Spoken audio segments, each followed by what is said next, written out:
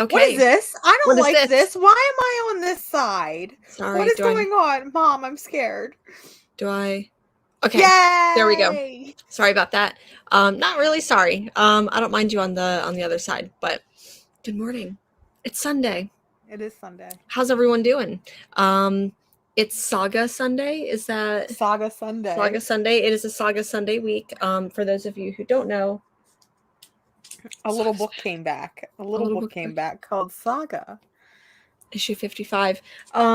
In my comic book career, my comic book journey, I can't recall any other issue, any other series that for an issue 55. I mean, granted, it's been gone for 3 years, but I can't recall any other comic series that has been oh, it's been gone for 3 years. Let's have a midnight release party.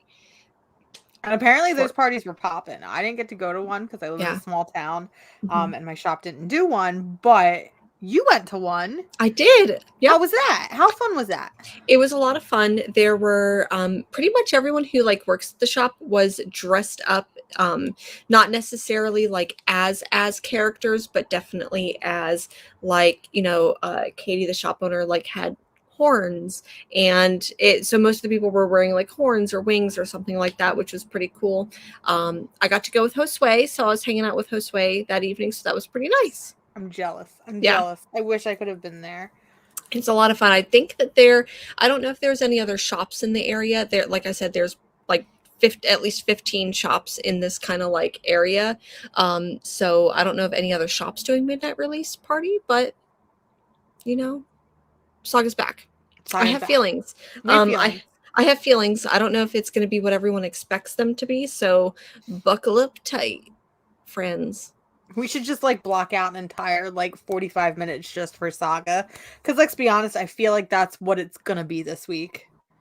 Yeah, I agree. I'm going to go ahead and say hello to some of the people in the chat. So let's go ahead and hello to White Tiger Cowabunga fan. And Chris from Chaos and Comics. So last night I was supposed to be there to talk about Black Hole by Charles Burns over on Comic Chop News channel. I didn't make it. I'm still recovering from the booster shot I got on Friday, which I'm still just after this, I'm going to take a nap. But anyways, Chris was there. We got to talk about Black Hole. I was in the chat, doing my thing, but had some Georgia O'Keeffe vibes, and I don't know if he believes that Georgia O'Keeffe's paintings look like vulvas, but, that's where we are. So anyways, long story short, thank you for being here, friend. Azores Tiger Comics, hello. Bobby De La Ghetto, hello, thank you. And then Scott, hi, everyone. Thank you for being here. And our friend Niall, hello, everyone. And then Noggin Comics, hello to Noggin Comics, hello, everyone. And then really quick, Officially Unofficial Geek, it was their 1 year anniversary 2 days ago. So exciting. Thank you for being here and being part of the community. I don't know if you have the ability to, or if someone else has the ability to drop the link to Officially Unofficial Geek, but if someone would like to drop that in the chat. And then Brandon, hello, another friend. So once again, Comic Talk Live, a show that I do on Fridays. I couldn't be there because I was sick. Because you were dying. I was dying. I was literally in bed. I'm I can't do anything. And Brandon filled in for me and did such a fantastic job with the hot takes. So really appreciate that. Brandon's always got hot takes. Always. Yeah, always. And then that comic girl, thank you for being here. Let's see who else. I just want to I think I'm going to start doing drugs.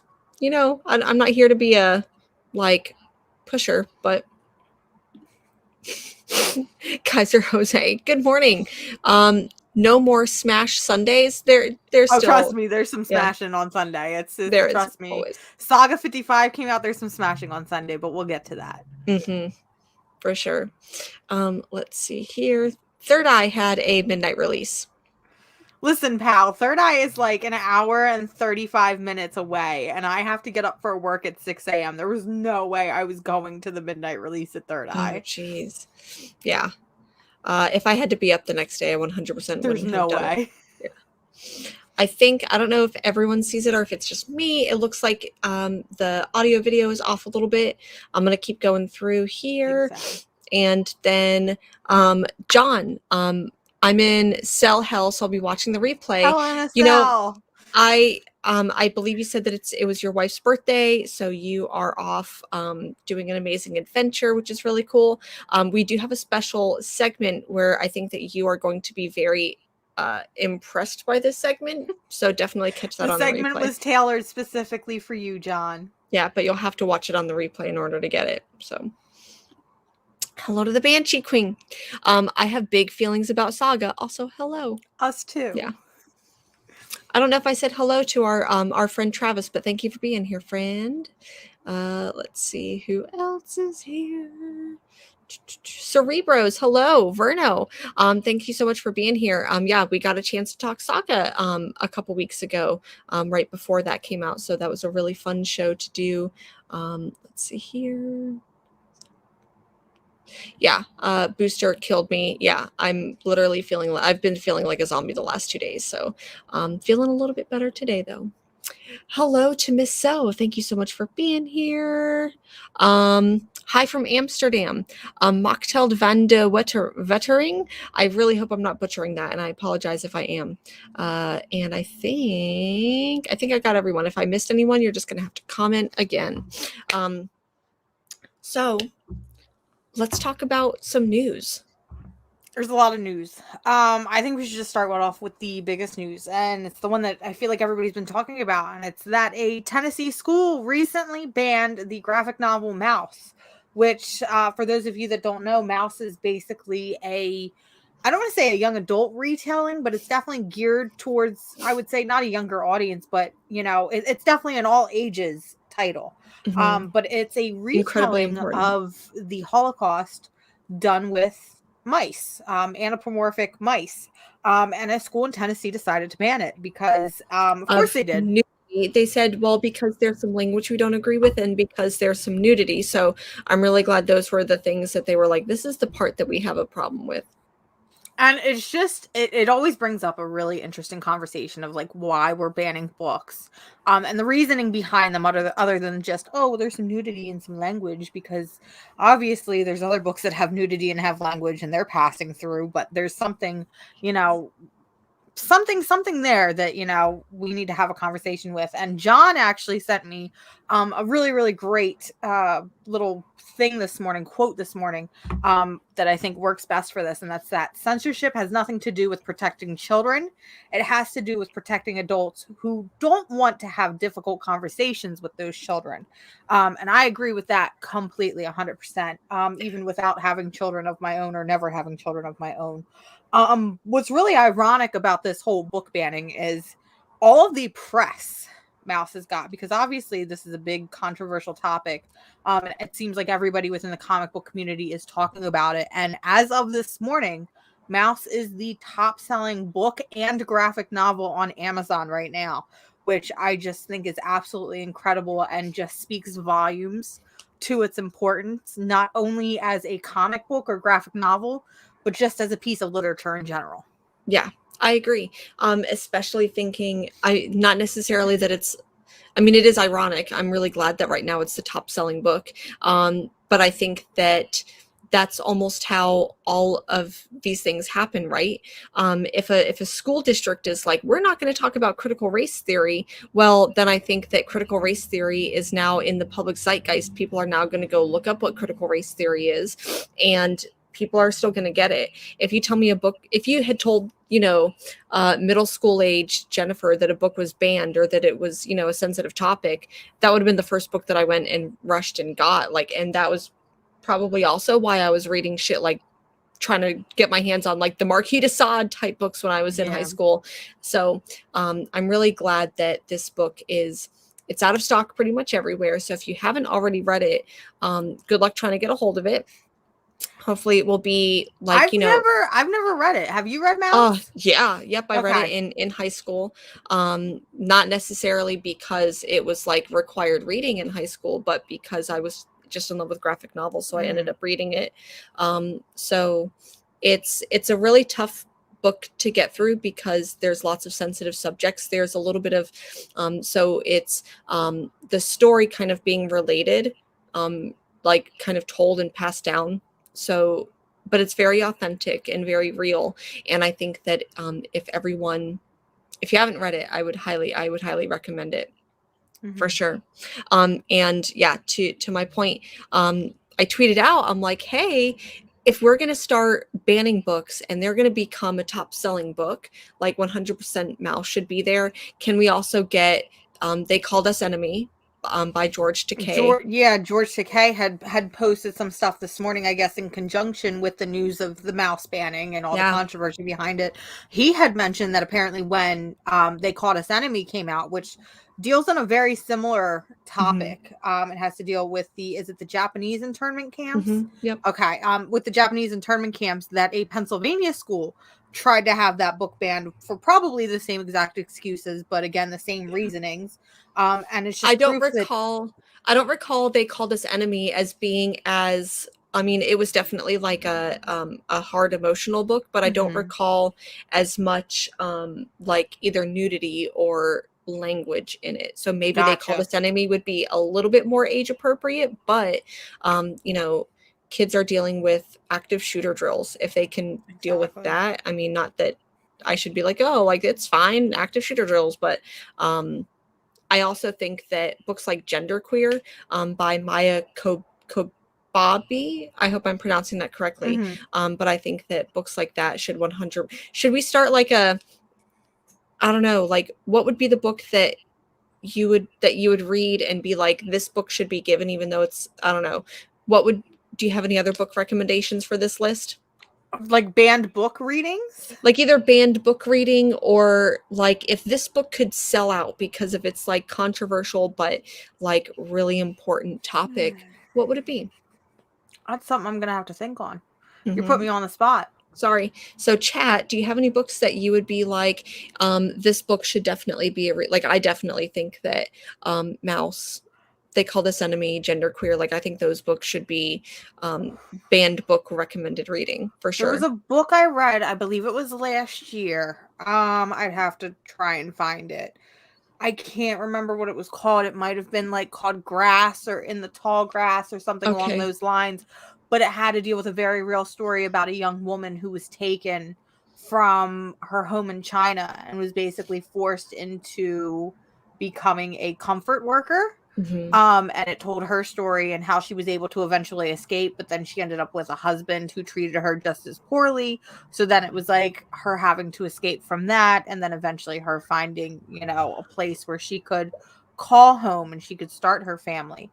It was a very, very good book, but again, very, very powerful and very, I don't want to say graphic in some areas, but it definitely shed a lot of light on people who went through those very real situations.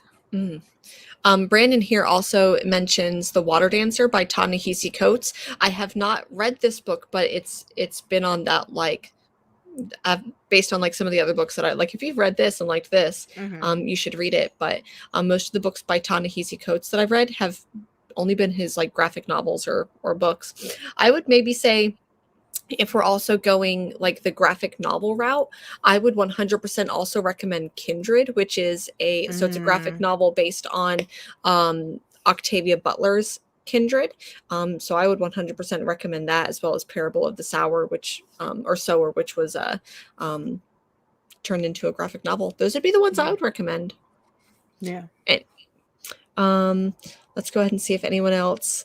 To Kill a Mockingbird was fantastic. Yeah, that's definitely another one. Read a much longer time ago. Yeah, way long ago.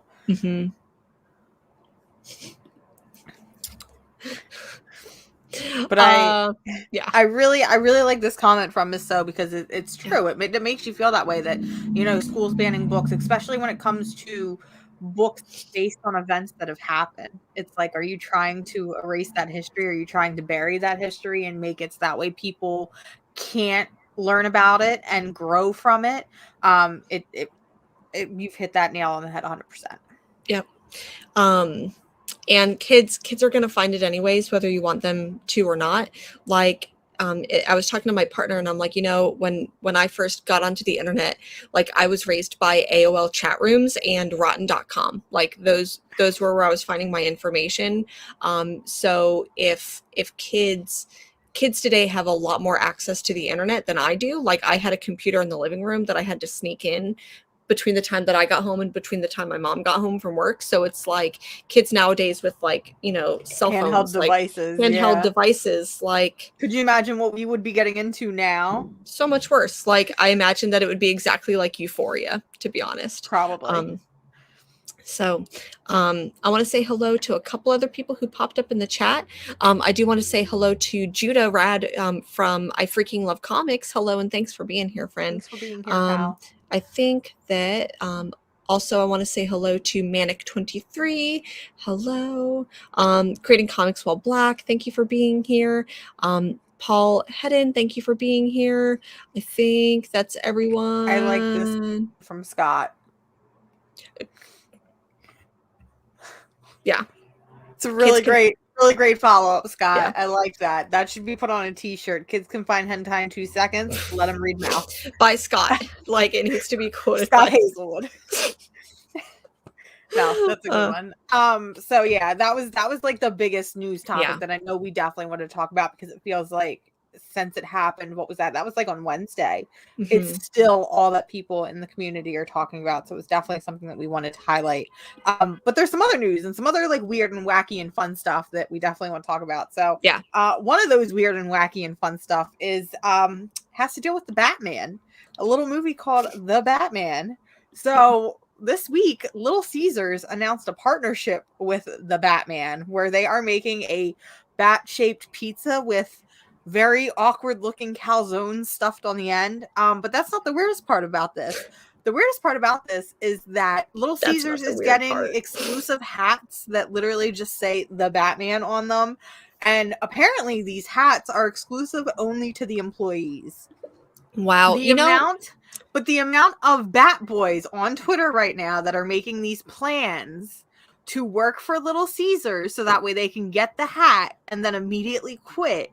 It's astounding how many people are doing this. Not only that, but there are literally people in parking lots like doing drug deals for this goddamn ball cap that literally just says the Batman. And honestly, it just proves that people that are fans of Batman, y'all are part of a cult. I think it's just so funny scrolling through and seeing the lengths that these boys, because they're all men, I'll be honest with y'all, it's all men that I've been seeing doing this, going to get a hat that just says the Batman. It reminds me of a couple of years ago whenever, and I think that you brought this up maybe a couple shows ago, and you talked specifically about Rick and Morty fans, which I count myself among a Rick and Morty fan, so whatever, judge me. It's the same energy. It's the same energy as the McDonald's Szechuan sauce, where it's like, we were promised and we're not leaving until we get our Szechuan sauce. 100%. Would I like a Little Caesars hat that says the Batman? 100% I would. But I can make one. Do I maybe already have one? Probably. Probably. I would 100% make one.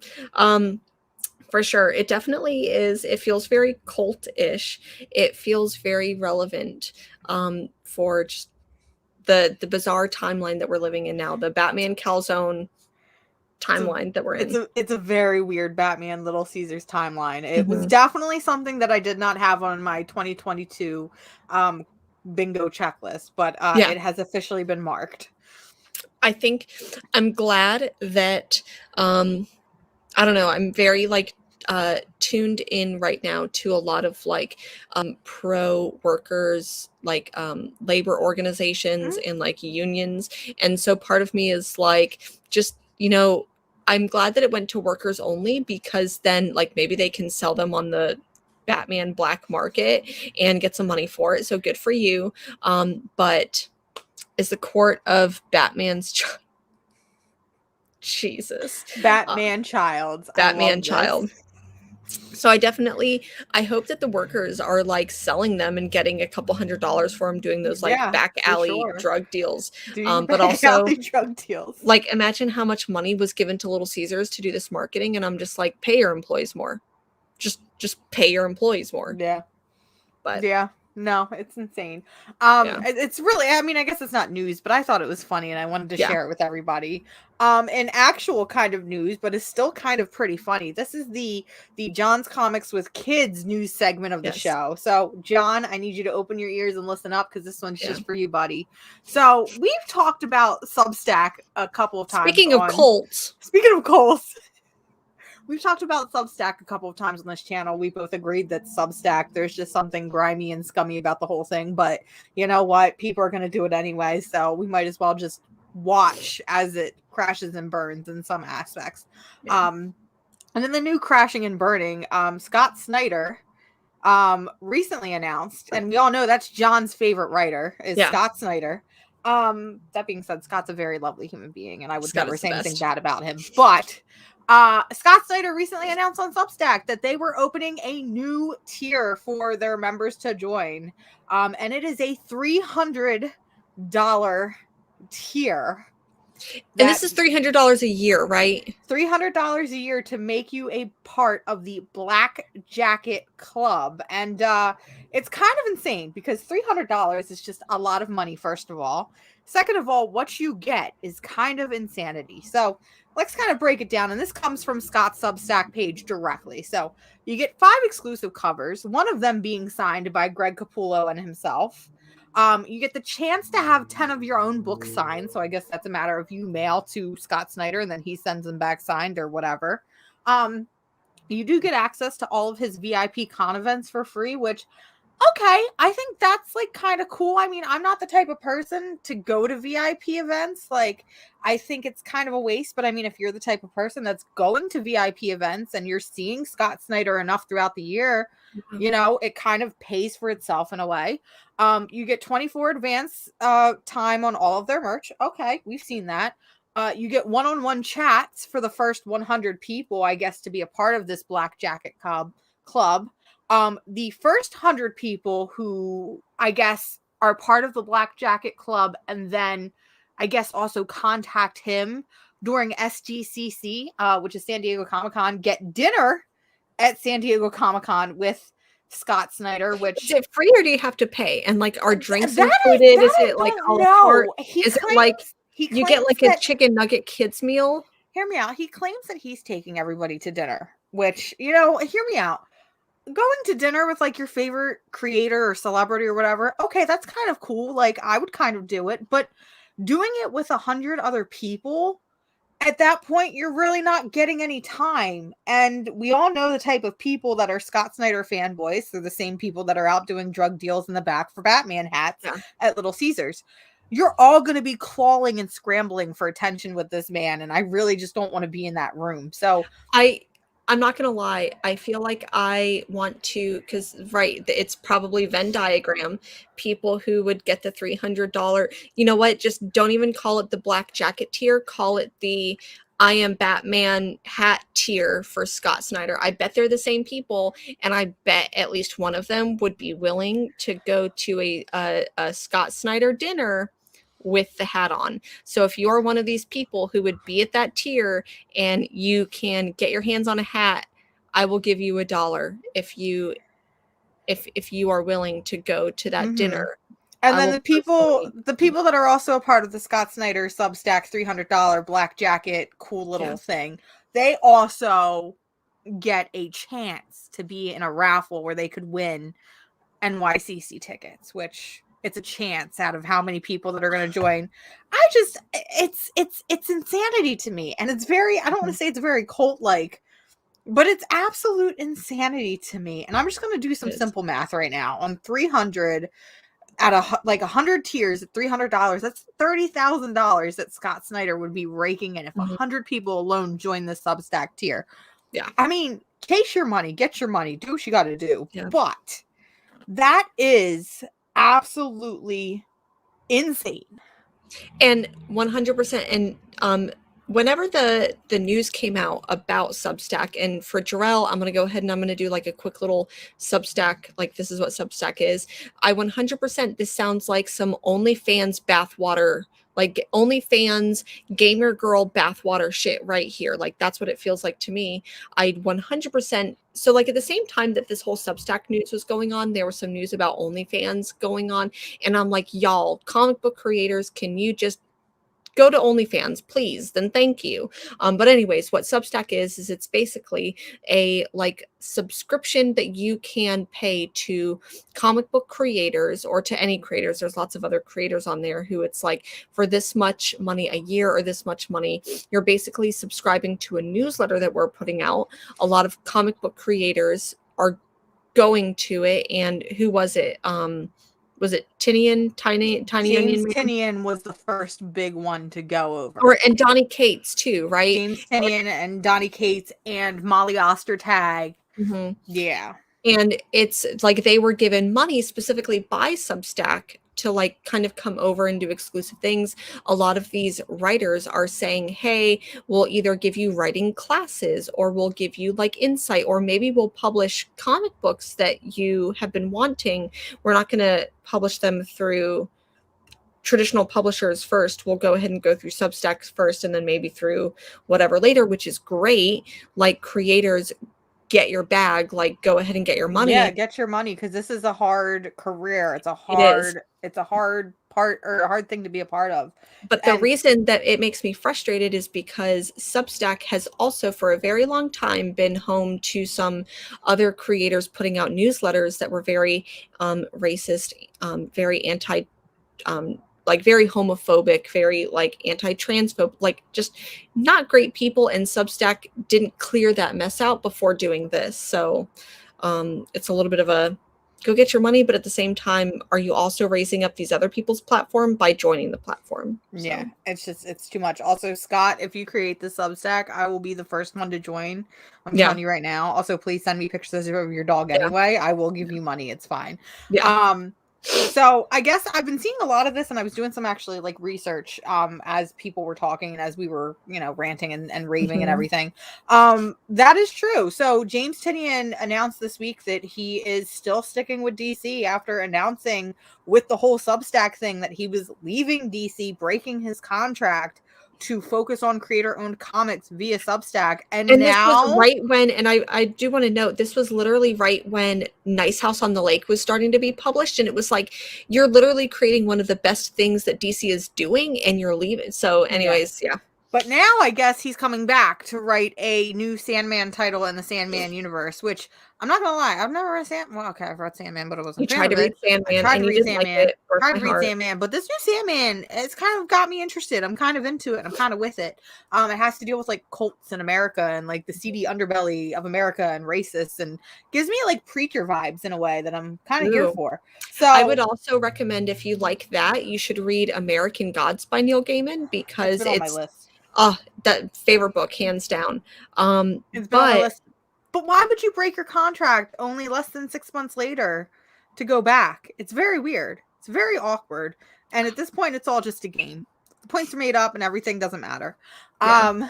So I guess that's part of our little news segment. But we've got two other things that I really want to hit. So another big thing for comics is TKO Publishers has officially signed a deal with Simon and Schuster to help with distributing their books.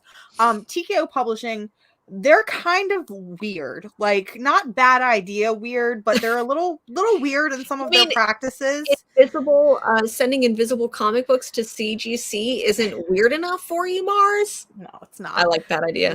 It's not. But TKO, so they do not distribute through Diamond. They don't distribute through Penguin or the way that normal comic shops would get their stuff. Not only that, but TKO Comics you can only get through comic shops. And they offer multiple ways of consuming their content. So you can get them as a graphic novel, you can get them as single issues, you can get them in a little collector's box with all of the single issues. It's very, very strange how they do it, but they do publish some really, really great books, like Sentinel by Jeff Lemire. We have The Banks by Roxanne Gay, and then The Pool from Steve Orlando.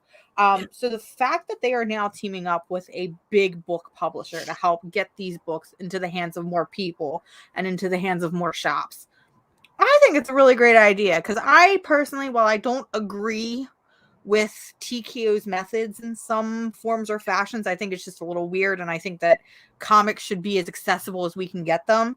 They do publish some really, really great stories by some really fantastic creators. And maybe creators that would be lost in the mix, like not necessarily like if it was, because they're creators that are like normally doing things for big like Marvel and DC, so would instantly have some pull, say like Image or something like that.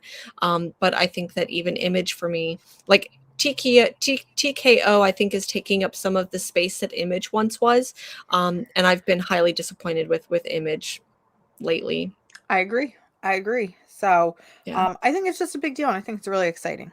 So the last little bit of news, I got some controversial feelings about it, and I feel like we kind of talked about it last week, so it's a nice little circle back to how we feel about things. Marvel announced this week that Daredevil would be returning this summer with an all-new #1 from Chip Zdarsky, and I can't think of the artist that was on Daredevil. Either way, it's big, it's weird. Someone in the chat's got us. I know. Brandon's in the chat. He's the big Daredevil boy. He'll drop it for us.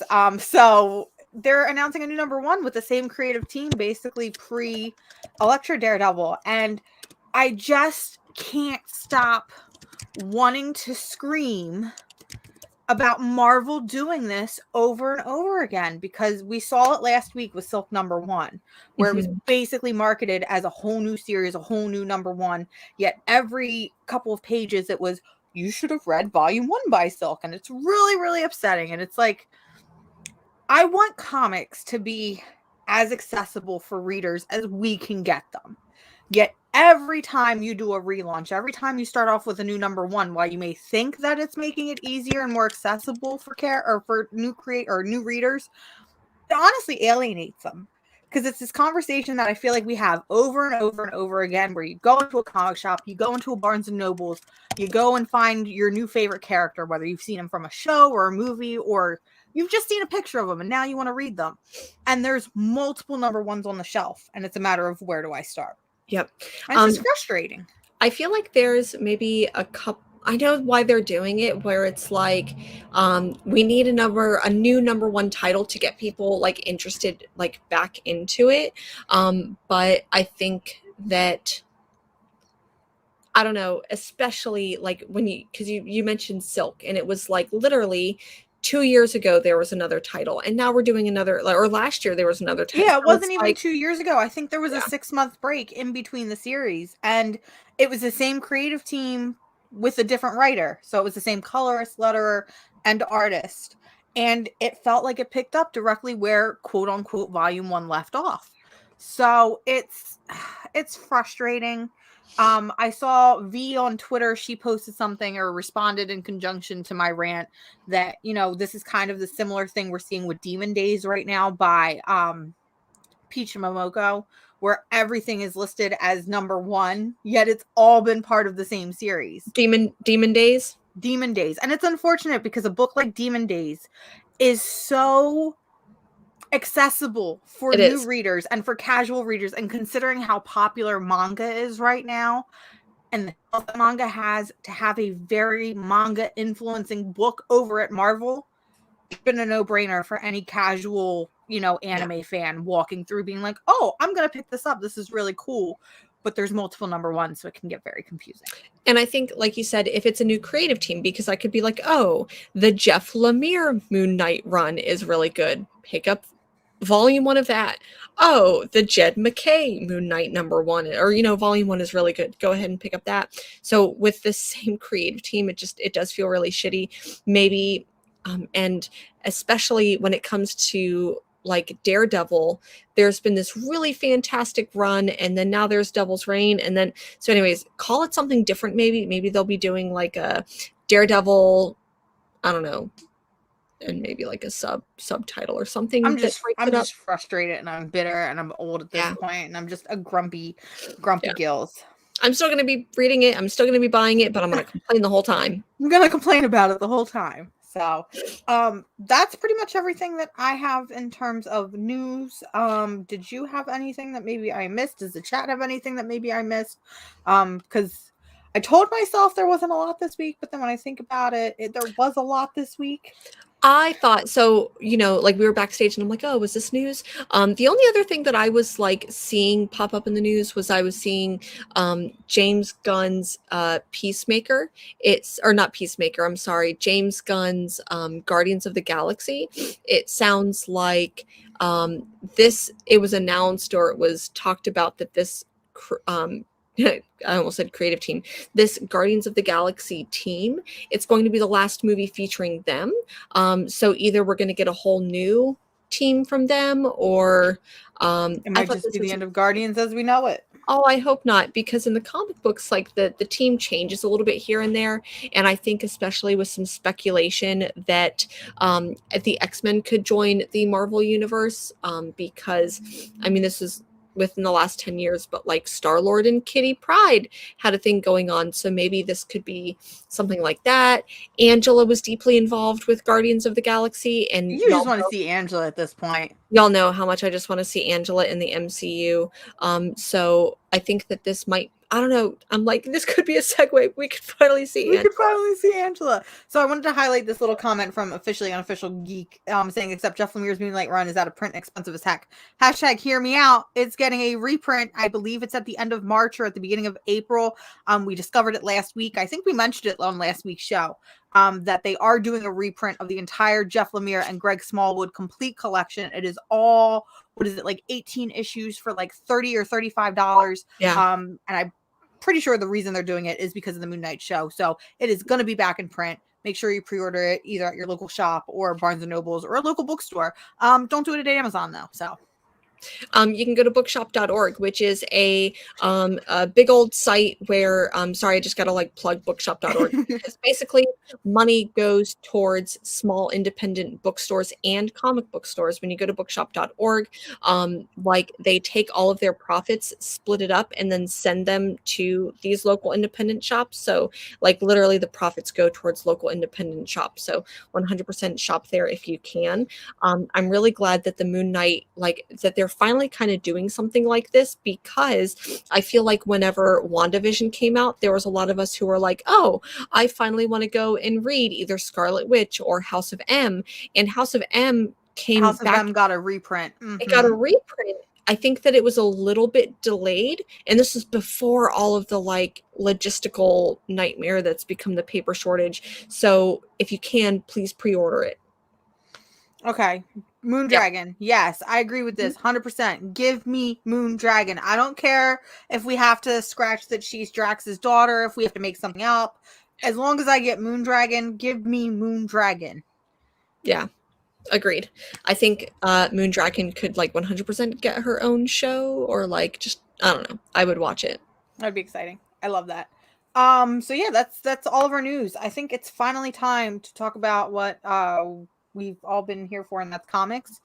So y'all know what time it is. What should we start with? I don't even think we need to ask people what we should start with. I think we already know what everybody wants us to start with. Let's be honest. Oh, okay. So are we going to start off with indies? Is that what we're saying? I think that's what we're saying.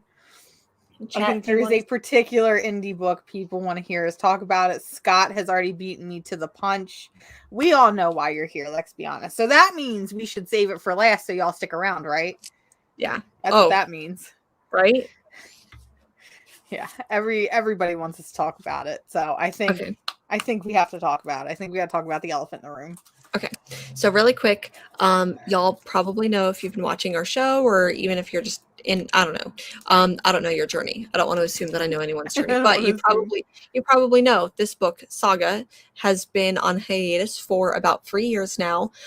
In July of 2018, it was like, hey, we're going to take a year-long break.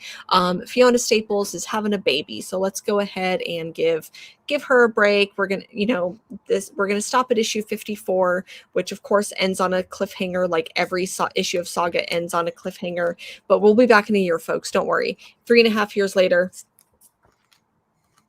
it's finally back. It's finally back.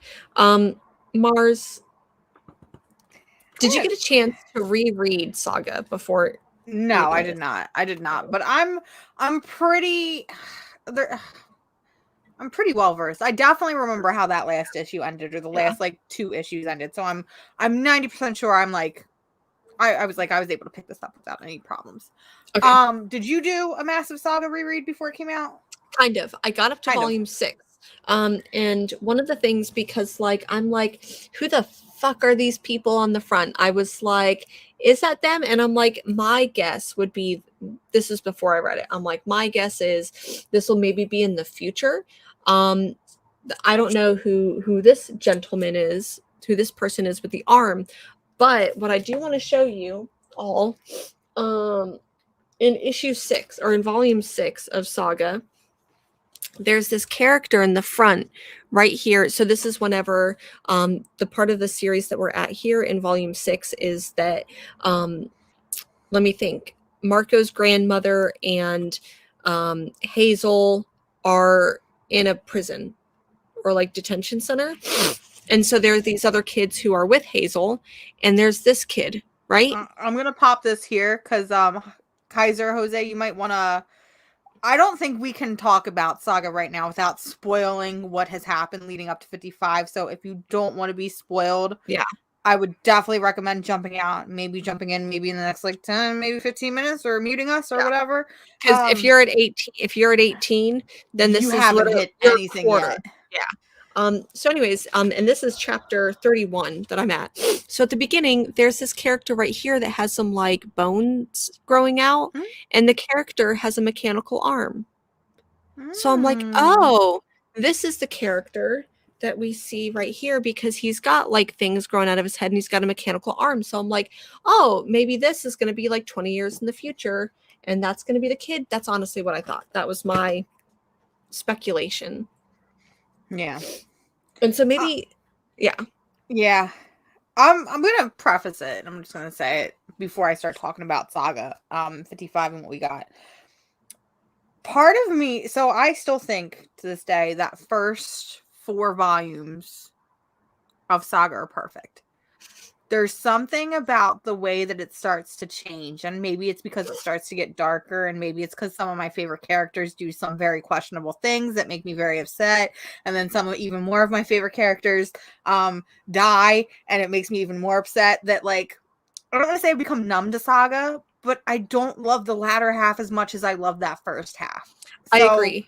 After doing this reread, when I was reading volumes, I think 6, 7, 8, I'm like, okay, it's losing at me a little bit, but you know, I still love it. I still love what it did for comics. Saga is, I think, the only comic that I can tell you word for word, line for line, what those first 3 pages are. I can tell you right now that the first page of Saga reads, "Am I shitting myself? It feels like I'm shitting myself." Yeah. It is the only comic in the entire world that I can quote from memory the way that I can.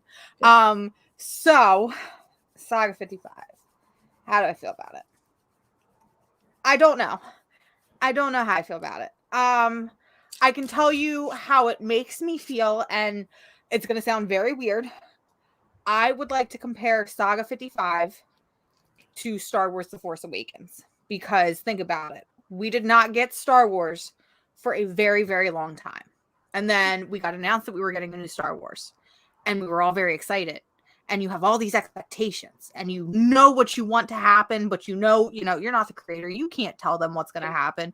You finally get to that moment where you see it, and you're kind of, I don't want to say numb, but you're kind of like in this limbo mode where it's like, I don't know how I want it to feel. I don't feel good, but I don't feel bad. I'm kind of in that middle ground.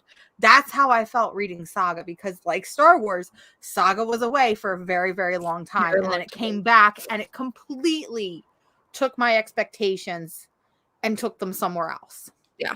Because this is a big book that I feel like, and I feel like this is a lot of how a lot of people are feeling. Nobody absolutely loved it. There's a lot of people that actually hated it. There's a lot of people that compared it to the equivalent of a wet fart. But I think because this is such a big book, because this is an influential book, the fact that it was gone for as long as it was, no one was going to be 100% happy with how it went. Yeah. Especially with how that last issue ended.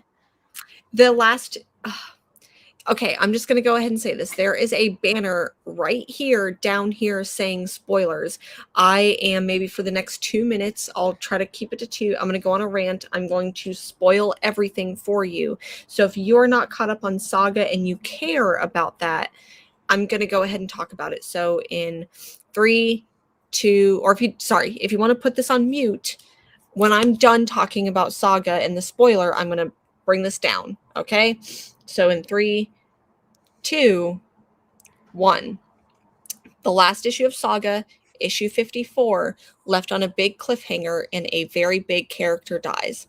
A very Not even that, but I would say even like the issue before it, two major characters two major die. characters die. So literally like volume 9, and I'm going to go ahead and I'm going to say in 54, I'm giving you one last chance, any of you who don't want to hear it. So in issue 54, we literally end up where Marco dies. And Prince Robot. Don't forget justice for Prince Sorry, Robot. and Prince Robot, I apologize. So literally like characters that have been with us since the beginning die, and like this whole series, like, and I'm going to go ahead and say, like, I'm going to go ahead and say some other deaths too. Isabel dies. The author Heist dies. So anyways, there's a lot of death in this book, but we in issue 55, Do you remember where you were when you read Saga 54?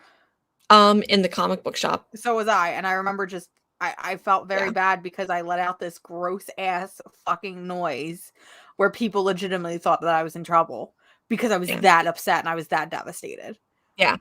So for me, with this series being gone for 3 years, with some of the the major characters, the major players of We're this left book, to think on that, you I'm know? like, okay, the whole thing is like, are they dead? Are they coming back?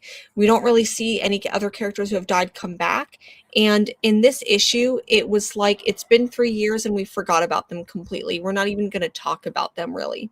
We talk about Marco a little bit because you But get some inner monologue with Hazel being like, you know, the day my daddy died and, you know, the last thing my daddy said to me and things like that. But Prince Robot don't get no justice. We don't talk anything about Prince Robot.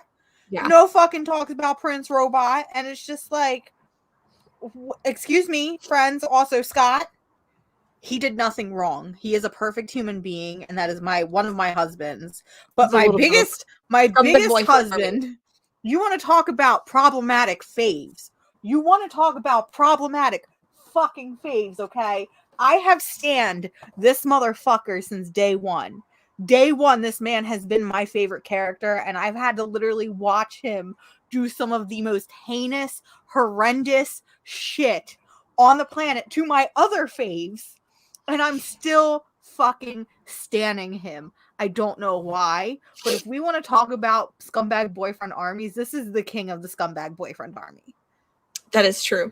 So I'm going to go ahead. I'm going to kind of end the spoilers now, and my thoughts on this issue 55 was that issue 54, like, Saga breaks my heart almost every single issue, but really issue 55 really did it, and I needed justice for those two characters, and I didn't get it with this. Is it still a great series? 100%. Is it still on my pull list? 1,000%. 100%. Change the way I feel about it. Just like I said, you can't really expect what you want. Yeah. That being said, non-spoiler but kind of spoiler things for Saga 55 because Brandon called it out and I really, really, really wanted to talk about it. Okay. Yeah. Yes, the Will gets laid. He does not only get laid, but he is who you want to talk about smashing? That said, where the fuck is the stalk? I know the stalk is dead. She died in what, issue 4?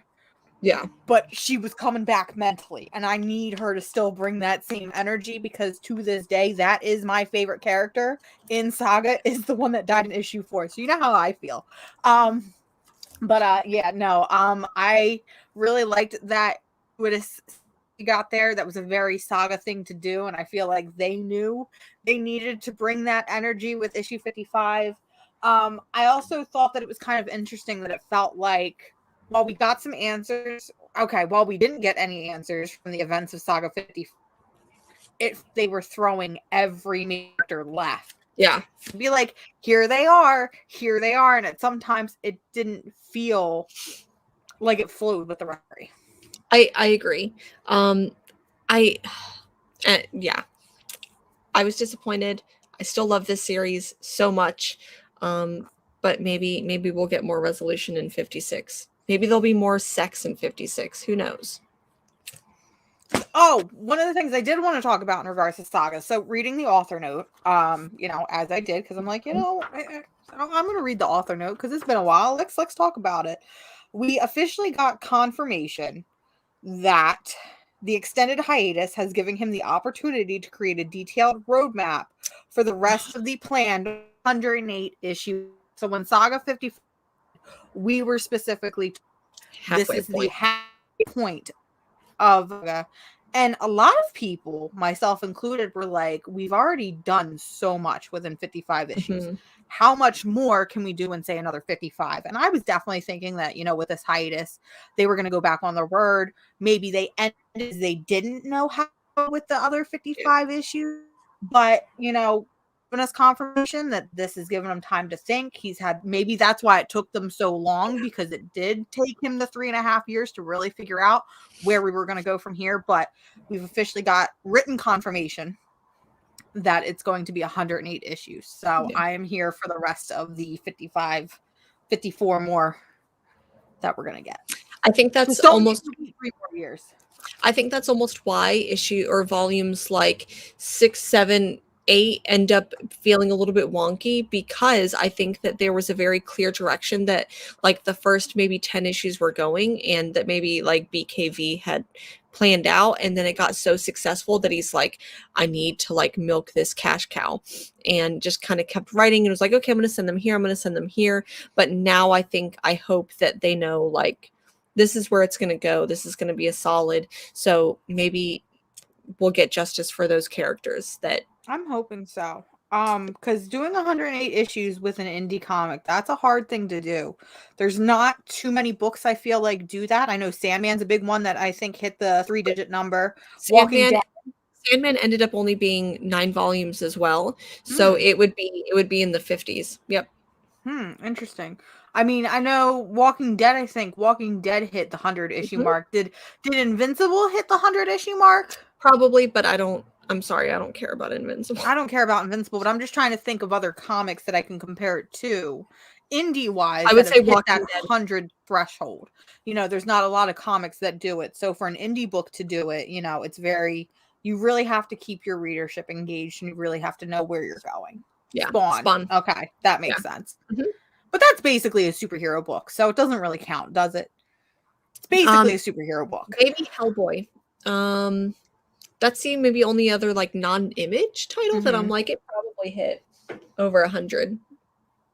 So that's it. That's all the comics we read this week. Bye, guys. Oh my god, no. I read about 20 something. About 20 something. 2 or 3 were from the previous week. I read 5. I read 5, but I read a very big book this week that I'll talk about. So Ooh, I'm excited about that. Well, since we're on indies, we'll go ahead and talk about indies for a little bit. I know that there's one that I know that you didn't get because we were just talking about it backstage, and we talked a little bit about it last week. But Cowboy Bebop, or you did read this one, didn't you? No, I didn't get a chance to. I think I might have canceled my pre-order with my shop, either when I thought that this book was never going to debut, because we talked about it last week. This book was supposed to come out in December, early December. It is now Before almost the show? around the same time as the show. It is now almost February, and this book finally came out after being delayed time and time again. It actually exists. How was it? Did it live up to all your expectations? When I read it with the perspective of the show, right? And I think that I really enjoyed the show, and I did really enjoy this, but it felt very two completely different things. Okay. I loved the artwork in this, and it's Dan Waters, who I really love Dan Waters a lot. And Dan Waters did Coffin Bound, correct? And correct. Homesick Pilots. Correct. So I enjoyed it.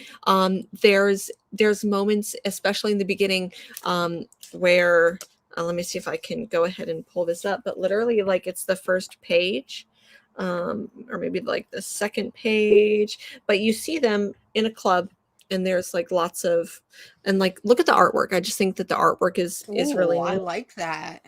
And then there's a moment where I believe that it's Would you say that this book feels more in line with, say, the original series, and maybe we're just getting additional stories versus maybe what we saw with the Netflix adaptation? yeah, 100%. So like there's a moment, so you see the band playing, and then all of a sudden, he says, I think it's time we blow this thing. Oh, And so you can oh, literally like okay. hear I have to it. hunt this down now. So I just thought that that was really neat. And so like literally I'm reading that and I'm like, oh, I hear it in my head. And like I'm reading it to the pace of what is it, the seatbelts? Of Tank. Yeah. So like I read it to that. So maybe if you didn't like the Netflix series, you might like this. Okay. I'm gonna have to definitely track down a copy of it now. Because that was like my biggest fear is like I didn't want to pick this up and have it be like a direct sequel, spin-off, whatever of the show, which we all know I do not enjoy. It's not very good. Would not recommend. Oh, But I I loved it. love Cowboy Bebop. It's probably one of my favorite pieces of media, period. That's my comfort show, story, whatever you want to call it. That is my comfort zone, is Cowboy Bebop. So, and Cowboy Bebop's never had a comic book. It's had I believe it had like comic adaptations of the show's episodes way back Mhm. when that are now ridiculously expensive. But it feels like it's a property that lends itself very fucking well to either a manga or a comic, because it's just anthology stories about what these space bandits are doing. 100%, and I could definitely see it getting that like the Matrix treatment where it's like you can see like in this world that has been built, you can see like anime style adaptate, of course anime style, but like you can see like I don't know. I really like, I could see them doing a Cowboy Bebop anthology and it could literally be just one shot after one shot. Mm-hmm. Do you want to go ahead and answer Jarrell's question, which I think is So very this, good? okay, here's the thing. I liked the Netflix show a lot. So I like it being separate than this because if we had just, this is setting us up for something. I listen, I really liked the Netflix show. I like it as a separate thing than this. So, but I think that Mars, you would, if, after you read this, tell me if I'm wrong, but I think that you would read this and be like, this is what the show should have been. I'll have to track down and pick it up and figure out if and where I can get a copy. So Yeah. we'll do that. What other indie books did you read? Because I only have one other. And I know you had a ton from your list. Some of these may be variant covers, but this may have been from last week or the week before, maybe even the month before. So I finally read Hotel Volume 1, and then I read this.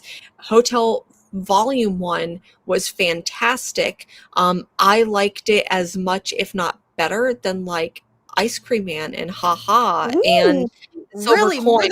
More than Ice Cream Man? Because I I was kind of comparing it to Ice Cream Man, and I was waiting for you to come back and be like, it's good, but it's no Ice Cream Man. So for you to say that you liked it more than Ice Cream Man, I finally get about it, y'all. I definitely like it more than Haha. But I really love Ice Cream Man and But I like Hotel. So I talked about Hotel last week, which is published by Upshot Comics. It's an anthology horror story that's all based around this motel in the middle of Route 66. And what I really like about Hotel compared to other anthology stories is, even though it's an anthology story and every issue is its own thing, you get to see other characters in the background, or maybe they have a yep. subtle conversation, and you can kind of see where their story goes alongside the same timeline as the others. And I just think it's really brilliant, and it's really smart in the way that they do it. It's very subtle. So like for instance, in the first volume, like the first issue is about it's about a woman who's pregnant and she's on the run from an abusive husband, and she stops at this hotel, this creepy hotel on the way. She ends up like walking out of her hotel room and she sees a man there, and then this man is trying to like hit on her, and then her his wife opens up the door to the hotel room next to them.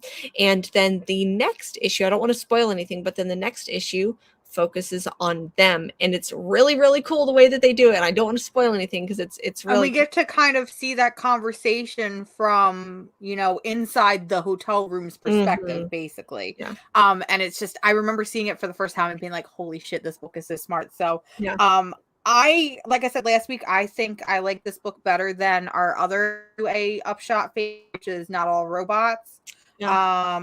It's really, really great. And there's a volume 2 now, which Oh, set this of is volume 2. that So is volume 2, what you have, which is a set of 5 more stories. yep. So I think that right now they've published maybe issue 2 of 5. Issue 2 came out. Yeah, so I was finally able to pick up volume 1.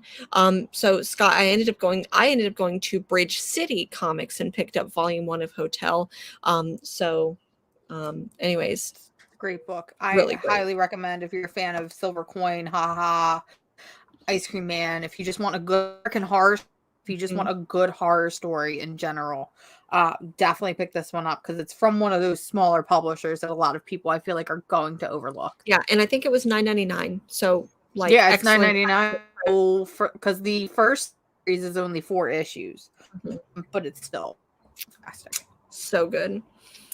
So one of the other books, I won't necessarily get into it too much because it's issue 8, but Black Hammer Reborn, just a really great series. I love this world.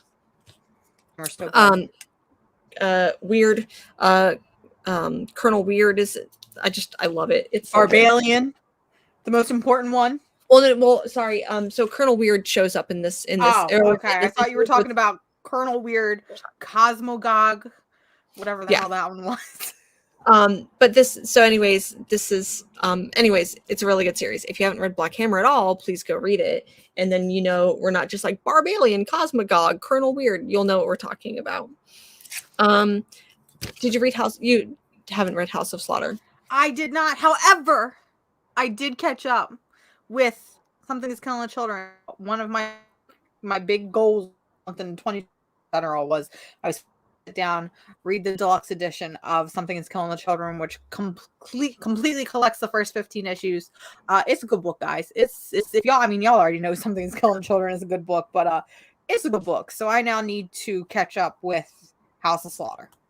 It's really interesting because right now, Something Is Killing the Children is kind of like on a hiatus. It's coming back in like a week or 2, I think. And so in the beginning of Something Is Killing the Children, we see like Erica Slaughter going into a town, killing these monsters, or trying to, that are killing children.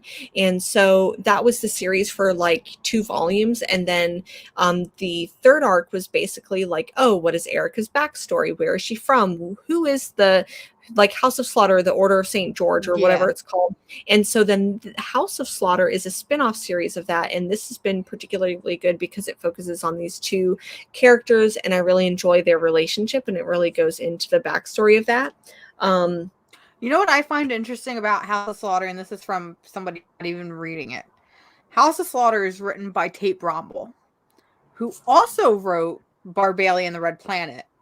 So it's almost like Tate Brombal is just really good at taking these universes that we're already familiar with and kind of making contained stories out of them. Yeah. Would love to see more. And that's, whatchamacallit was Dark Horse, and this is Boom. But yeah, really enjoying this series so far. I can't wait to see it collected. I feel like not a lot of people like this as much as they do Something Is Killing the Children, but hey, I'm here for 2 characters of color being queer and being together and loving each other. Hell yeah. Even though it's a little bit tragic, but still really good. Dark Blood, final issue. I totally forgot about this series. I'm not gonna lie. It's really good. Obviously, this is the conclusion. I think that if people liked Lovecraft Country, when this gets a collected series, you should check this out because it was really interesting. Basically, a soldier comes back after World War II, comes back into his town, finds out that he has like mystical superpowers, and is still like hated. Anyways, it's really good. I really liked it. Once in Future.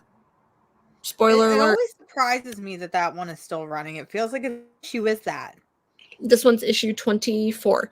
It's Damn. funny because I was like, this one almost came out at the same time as Die, and I was like, man, like Once in Future is so much better than Die. I can't wait for Die to end, but I still really love Once in Future. I'm kind of ready for Once in Future to be come and gone. I'm telling y'all, Kieran Gillian only be able to write short, contained stories. Very good. Volume 1, best things you will ever read. Again, I know every time.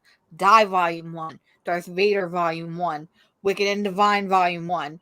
There's another one I'm missing. Young Avengers Volume 1. As soon as he gets to Volume 2, he starts to lose all sense, all value, and it just becomes garbage. Stop letting Kieran Gillian write long stories and let him do these nice, tight, self-contained stories. Yeah, give them limited series because like Once in Future is a really interesting premise, but I think that it's gone on a little bit too long. Either that or I just need a granny series, a granny backstory series, and just give me like a 5 issue series of that. It's still really it's a good book, and I kind of like where it's going, I guess. But Once in Future, I'm ready for it to end. I'm ready for it to be once in past, gone. Ooh, that's a good one. I like that. That's a good one.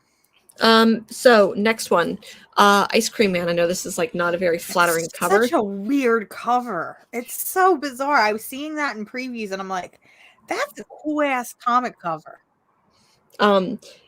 It's fitting for the book because it's basically like a dictionary page.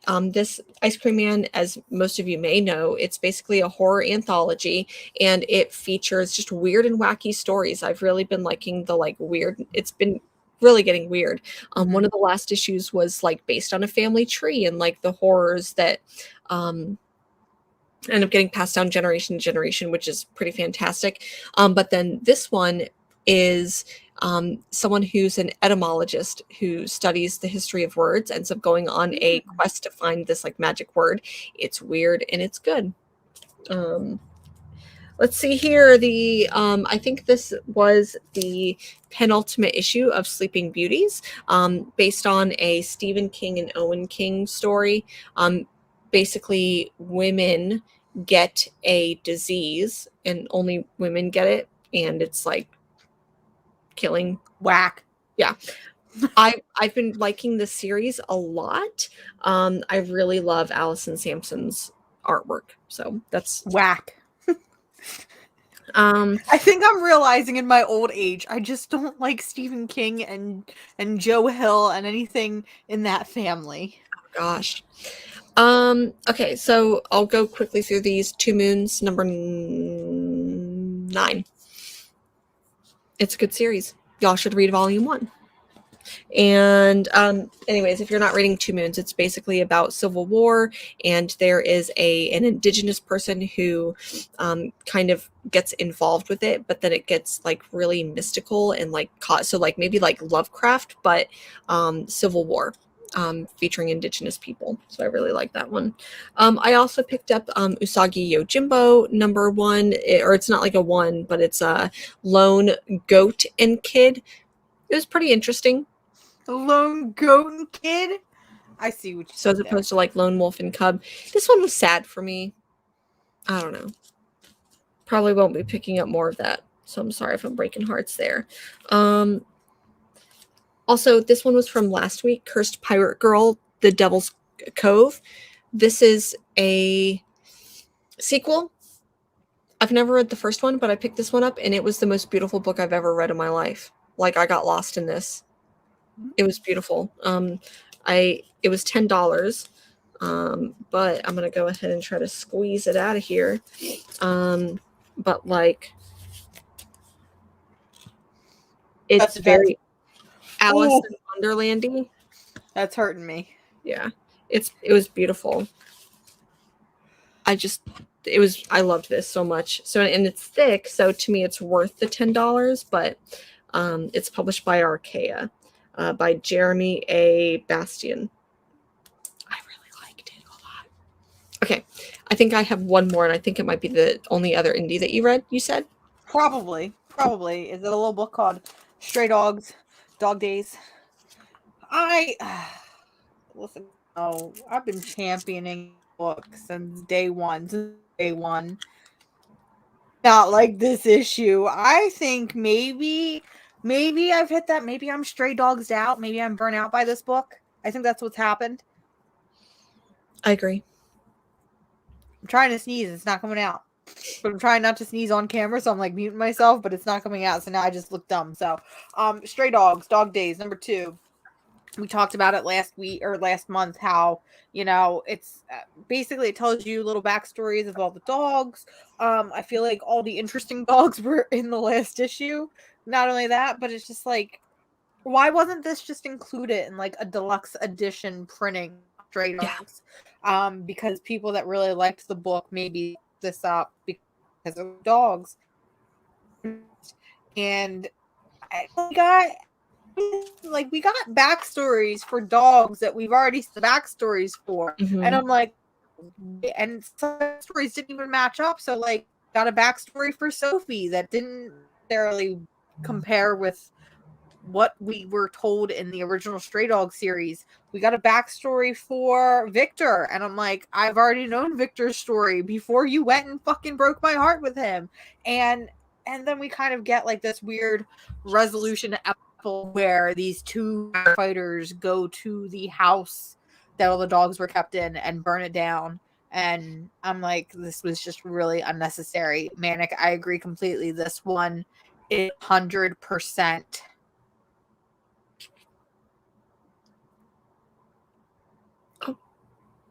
I don't know if you froze on my end or if you are frozen completely, but I cannot hear a single thing that you are saying right now. Am I back? I think I'm back. Okay.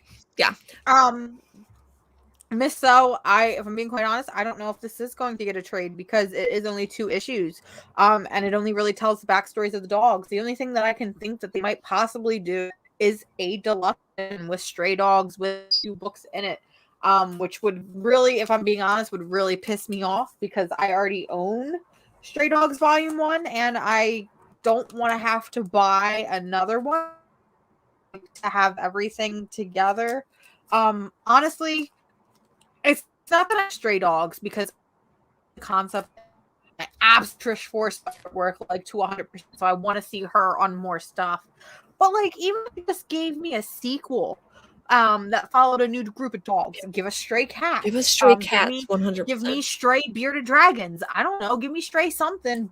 A anthology-esque, an anthology-esque story where we learn the dogs' backstories just post the actual story. Didn't need to happen. If you made a big issue in between, say, issue 3 and 4, okay, I see where that would fit in. This just, again, feels like a very obvious cat.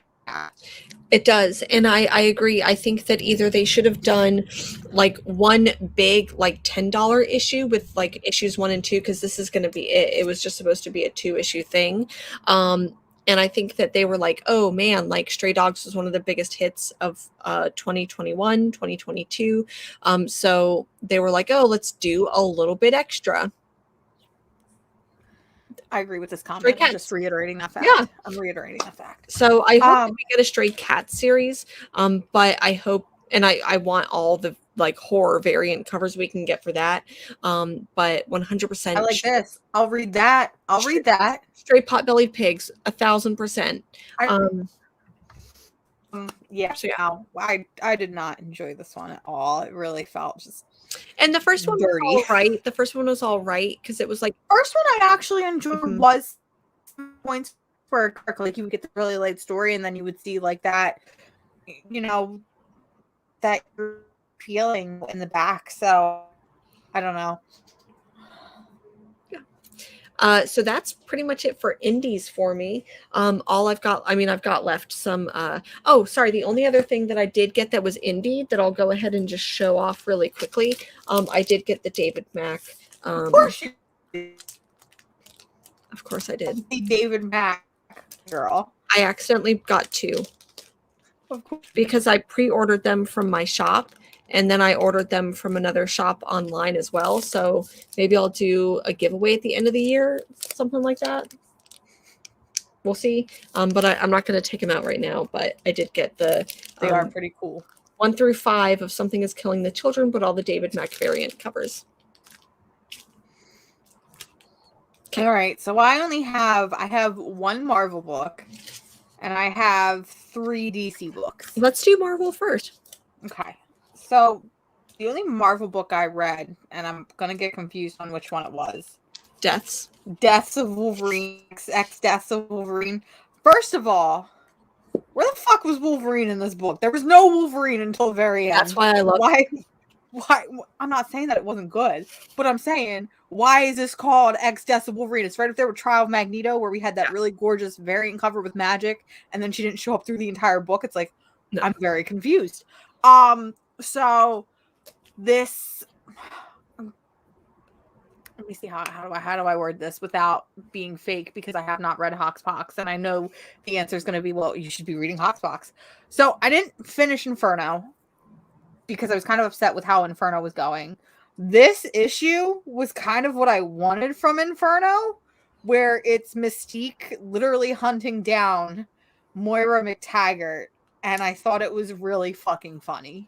So here's the thing, and I'm going to spoil Inferno for you and anyone else who hasn't watched it or read it, but Inferno basically ended up being, so Mystique and Destiny had Forge make a weapon that could take away, when used against someone, it takes a gun that like takes away someone's mutant powers. Nice. So spoiler alert for Hoxpox. So in Hoxpox, Moira is a mutant, and her mutant ability is that she gets reincarnated, and every time she reincarnates, she knows she remembers her past lives. And so in Hoxpox, it's like, well, I know I'm going to be reincarnated this many times. I know it's going to happen, whether I, live 40 years or 400 years, whatever. I know eventually that I'm going to die, be reincarnated, and I know it's going to happen. So then Mystique and Destiny basically take away her mutant ability to reincarnate. And so that's basically the conclusion kind of Inferno. But then we really do see it in X Deaths. I loved X Deaths, where I'm like, I liked X Lives of Wolverine, but I loved X Deaths of Wolverine. I'm not gonna lie. I'm like, even reading Inferno, I was able to catch on exactly what happened. I was like, okay, this bitch got what was got, and she did everything she got. I really don't like Moira McTaggart. The more I read of her, the more I just kind of.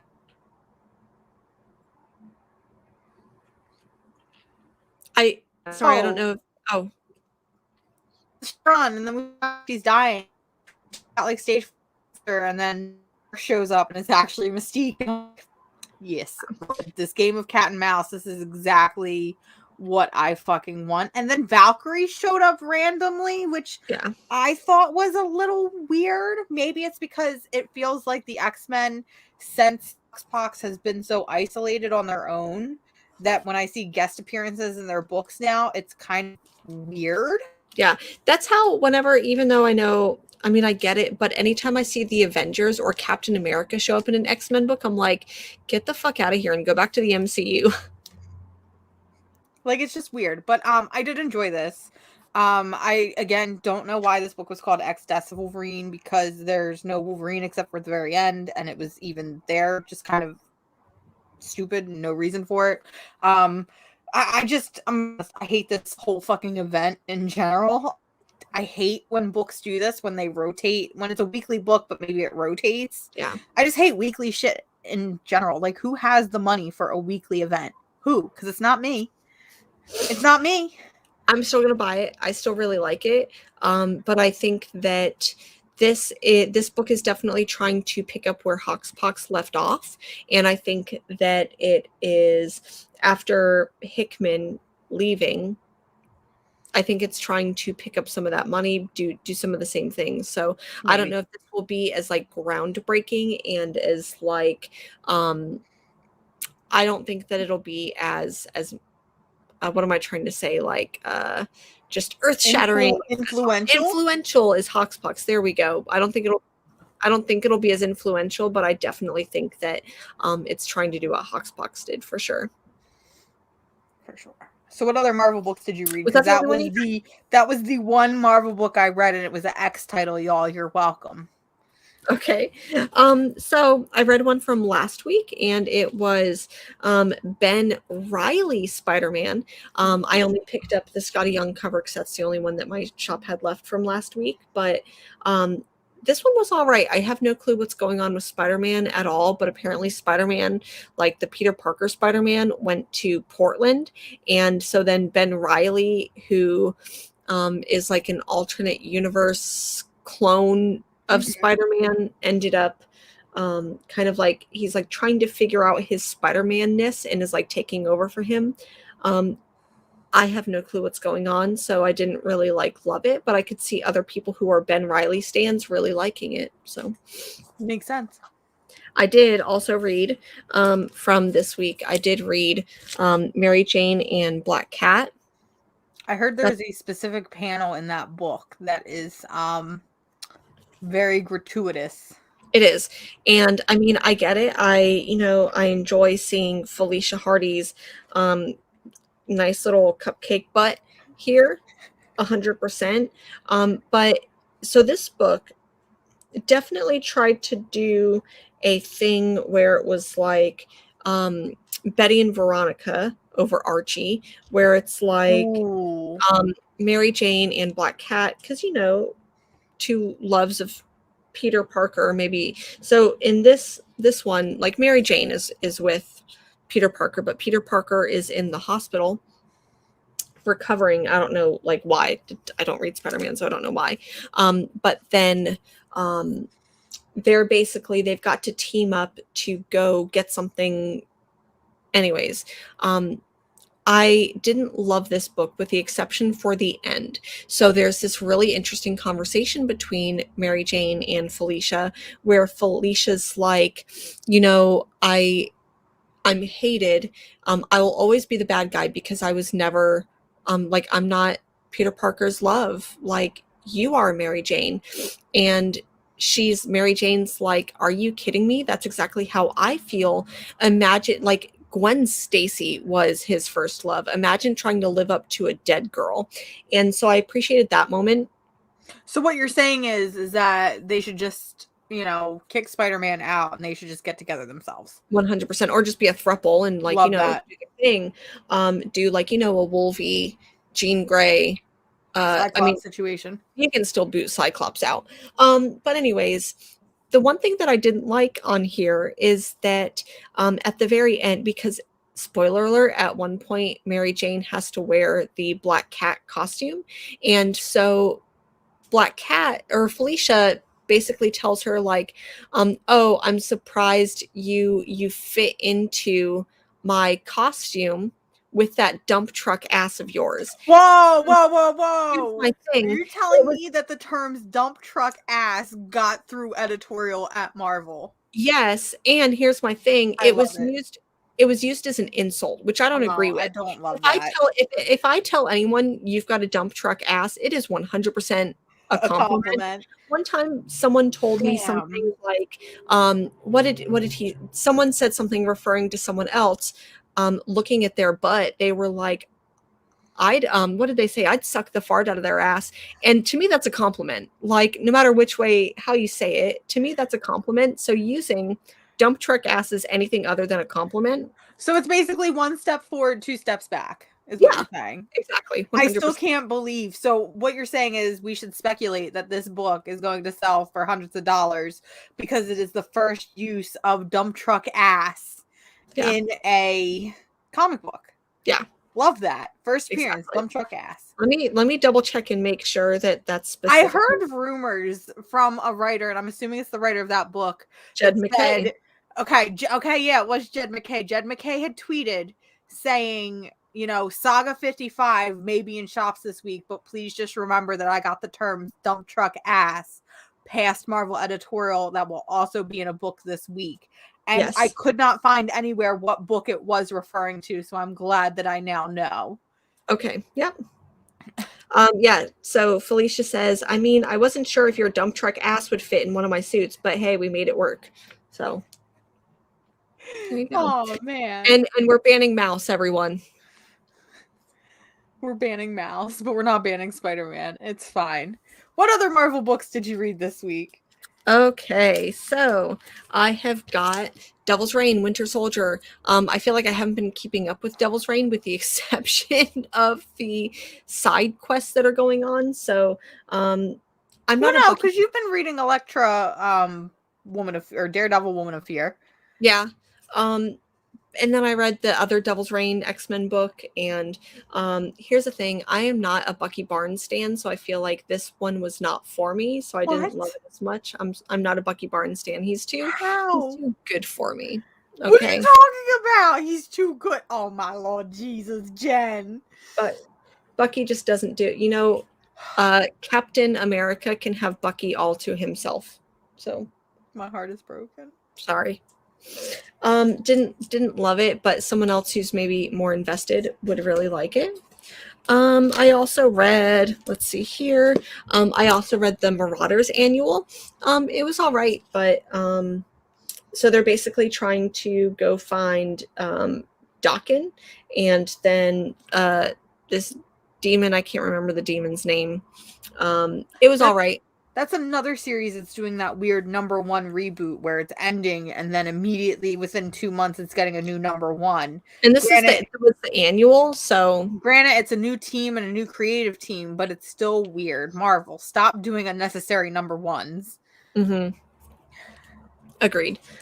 Speaking of which, I also picked up. This is my last Marvel book for this comment right here. Thank you.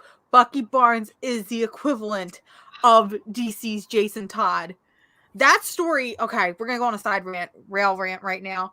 The story of Jason Todd becoming Red Hood and Bucky Barnes becoming Winter Soldier, that is something that still to this day is probably one of the greatest mysteries of comic books. Because hear me out. The storyline in which we got the reveal that Bucky Barnes was the Winter Soldier, and the storyline which was Under the Red Hood, where we got the reveal that Jason Todd was the Red Hood. Both of these were child sidekicks that died, were gone for years, and then finally came back. Did you know that both of these storylines came out within a month of one another? I did not know that at all. These comics, hear me out. Comics are planned months in advance, especially something as big as this. Comics are planned, created, written, edited within months of advance. I think it's Ed Brubaker that did Bucky Barnes, if I'm not wrong. I might be wrong because I'm not a Marvel stan. Ed Brubaker and Judd Winnick, either they were talking behind the scenes or they share similar brainwaves, because the fact that these very similar storylines came out within the same month of one another is just, it's fascinating to me. It is so fascinating, and it will forever remain as one of those comic book mysteries of how this happened. Okay, I feel like I need to go back and reread all of that and like try to pick apart the similarities between them. It's just fascinating. I don't know. It's just one of those comic things that always made me like unsolved mysteries, but with comics, it's one of those that always just stuck at the top. Check out next week for our new segment, Unsolved Comic Book Mysteries. Unsolved Comic Book Mysteries. Why doesn't Rob Liefeld draw feet? Find out on the next episode of Comic Book Mysteries. Oh, fuck. Well, anyways, my last book here is X-Men. Of course it's X-Men. I love that cover. I am so sad I didn't get to pick that up. Hopefully I can pick it up at a later date. But oh my god, I just love Laura Kinney and Gabby so much. Can we please get a series with them again? Can we hear me out? Marvel, hashtag hear me out, because I know Marvel editors are in here listening. Give us a Wolverine family comic, okay? We got Robins over at DC. Give me a comic book featuring Logan. I want one with Laura Kinney. I want one with Gabby. I want one with Dakin. Imagine how fun that book could be with all of their really wacky personalities. Or like, especially if they get to do like a road trip. Oh, like, do it. Like, let me write this. Wolverine family road trip. Just this poor dad having to take all of his disaster children and grandchildren along with him. Maybe that's what we'll do with X Deaths and X Lives, is maybe there'll be like a road trip episode. crazy. And I could just imagine like Wolverine being the dad that's like, "Don't make me turn this car around." That's just it. That's all. I want it. Anyway, continue. X-Men. Did you read it? I did. And so we get a little bit more insight into, we get more insight into Cyclops and why things are the way they are and becoming Captain Krakoa. I'm not a fan of Cyclops. All y'all should know that by now, but it wasn't a bad issue. I can't say it without laughing. You have to. This needs to happen. That was all of the Marvel books that I have, and that means I only have 3 DC books. Me too. 2 of them I think we both read. I think so too. There's 1 that we didn't read. Maybe. I think that there's only 1 that we did read together. Are you sure? Maybe. I think there's 2. Okay. Well, you go first. Which one did you read that you think that we both read? That we both read. I know we both read Human Target number 4. I didn't read Human Target number 4. I thought you said you did read Human Target number 4. I only saw stuff on the internet. Okay, so you lied to me then. It's fine. It's fine. So anyway, I want to preface this really quick because I saw panels from Human Target number 4, which has been all over comic book Twitter as like the best thing Tom King has ever written. And I saw a particular set of panels that I'm like, Mars. I saw this at like 10 o'clock my time at night, and that's 3 hours.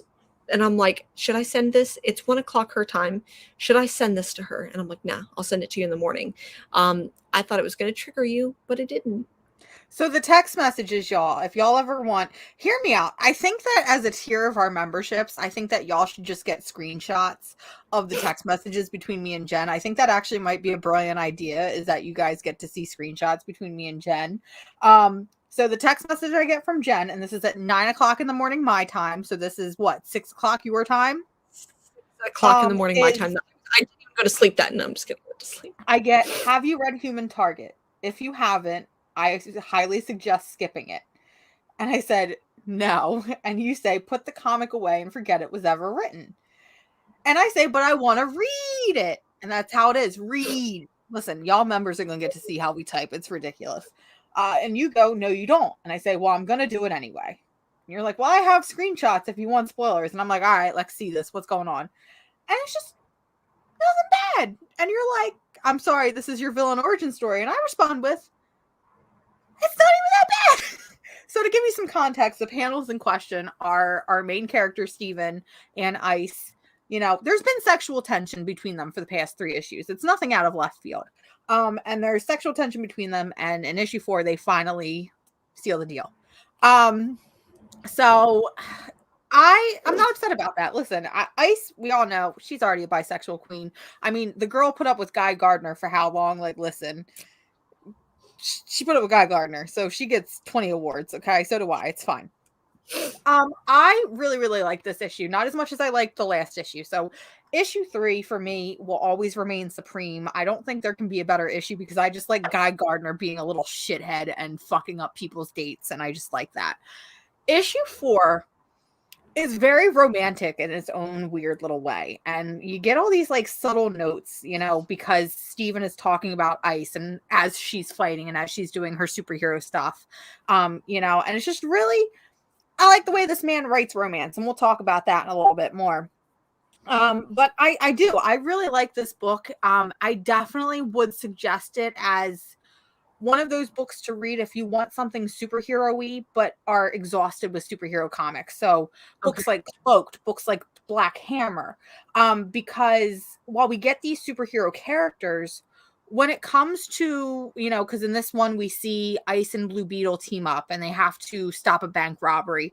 At one point they go to Nebraska and they stop some type of weird alien mutation, and there's another thing that they have to go and do it. But all of these save the day moments are done off panel. And they're done while like Steven is on the sidelines watching. So we can tell that there's a fight going on, but it's the way that Greg Smallwood and Tom King craft these moments that are very interesting and unique to me, because it's not the same boom, bam, save the day moments. It's very interesting and very, I just think, unique. Not only that, but I've said it every time we talk about Human Target. It is probably one of the most beautiful books on the market right now. Greg Smallwood, the way he does just comics in general, his subtle facial expressions and the way he's able to carry these very subtle but sometimes very dramatic human emotions. It's gorgeous. I love this book. It's great. Do I think it's for everybody right now with reading it issue to issue? Absolutely not. Do I think this book is going to be an absolute banger when it's compiled? Absolutely. It's a good book. I'm really enjoying it. So whenever I saw these panels between Ice and Steven, the human target, I was under the impression that you would be very upset that he didn't specifically make Ice and Fire an exclusive thing, but I'm guessing, maybe. Hear me out. We still got what? What is this? Is this an 8 6. issue? I think this is Okay. an 8-issue miniseries. We still have 4 issues. We've already gotten subtle discussions about Fire in the book and the way that Fire feels about Ice. And it's already been romantic as fuck. I'm Yeah. assuming, this is my just speculation, I'm assuming that Fire's going to show up towards the end of the book, and when she does, it's going to be romantic as fuck. Hear me out. If anybody's going to make these two characters gay and confirm that it's gay, it's going to be Tom King, because we already have the panel from Heroes in Crisis where they're in their confessionals and Fire says, as long as I have Ice, and Ice says, as long as I have Fire. That alone is the gayest shit we've ever seen from them. So if anybody's going to do it, it's Tom King. And not to speculate, but every time I make a tweet saying make them gay, because I tweet about it, like, it's actually kind of disgusting how much I tweet about making Fire and Ice gay. Every time I make a tweet, doesn't matter if it's p.m., 2 p.m., 12 o'clock at 8, Tom King always fucking likes and or read that shit. So what is the truth? Make them cowards, please. I am If kind you of do this, you'll get an Eisner. I'm kind of hoping, like, I hope for Fire and Ice's sake that they end up like being canonically like queer together. I kind of don't want Tom King to write them as queer, and here's why. I think that anytime I've read Tom King show a relationship on page, especially if it's a sexual relationship, he writes the two characters like they have a conversation while fucking, and I don't like it. And You've my never had a headcanon conversation is while that fucking? not like about day-to-day stuff. I'm not saying like like talking How was sexy your talk or day? anything like that. But I'm not like getting railed and being like, how was your day? Oh, this is my day at work. How about yours? Like, that's the conversations that I imagine that Tom King has while he's having sex, is like, yeah, so I went to the coffee shop today, and like anytime I imagine characters, like whenever I see characters like Big Barda and Mr. Miracle, that's what I imagine. I'm not saying he has to write a full-blown relationship, but if he's the one that just, like, confirms, like, with an on-panel kiss, maybe, and then maybe down the road, if DC Comics wants to be nice and wants to spoil me and gives me, like, a mini-series with Fire and Ice written by, like, I don't know, name a queer writer, like Vita Ayala. If we get, like, a mini-series by Vita Ayala, but Tom King just fucking confirms with an on-panel kiss, that's fine. I'll live with that. That's fine. But what I'm saying is that, like, when I read Mr. Miracle and Big Barda, like, they're fighting, like, you're seeing them fight, and they're like talking about, like, oh, we're going to remodel the kitchen, and if we tear down this wall. So I imagine, like, that's the I types of love that. conversations that get him off, apparently. And I'm not here to yuck anyone's yum. I'm not here to kink shame anyone. But, like, and especially when what was it? Strange Adventures. It was just like there's these like romantic moments that end up being like, oh, we're just gonna like chit chat while fucking. Like that's not my That's yum. not So it. Also, I Stephanie, like this. We're gonna manifest this. Ready? Here we go. Here we go. All we're gonna like say a little prayer. We're gonna manifest this. Tom King is going to confirm that Fire and Ice are finally gay with an on-screen or on-panel kiss at the end of Human Target number 7 or number 8, whichever one he wants to do. And then DC Comics is going to announce that we're going to get a Fire and Ice miniseries. It's going to be 5 issues long, written by Stephanie Phillips with art by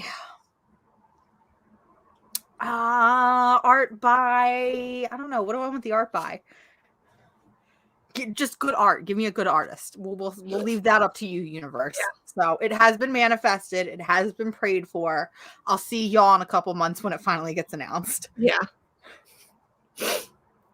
So what else did you read for DC this week that I apparently did not read?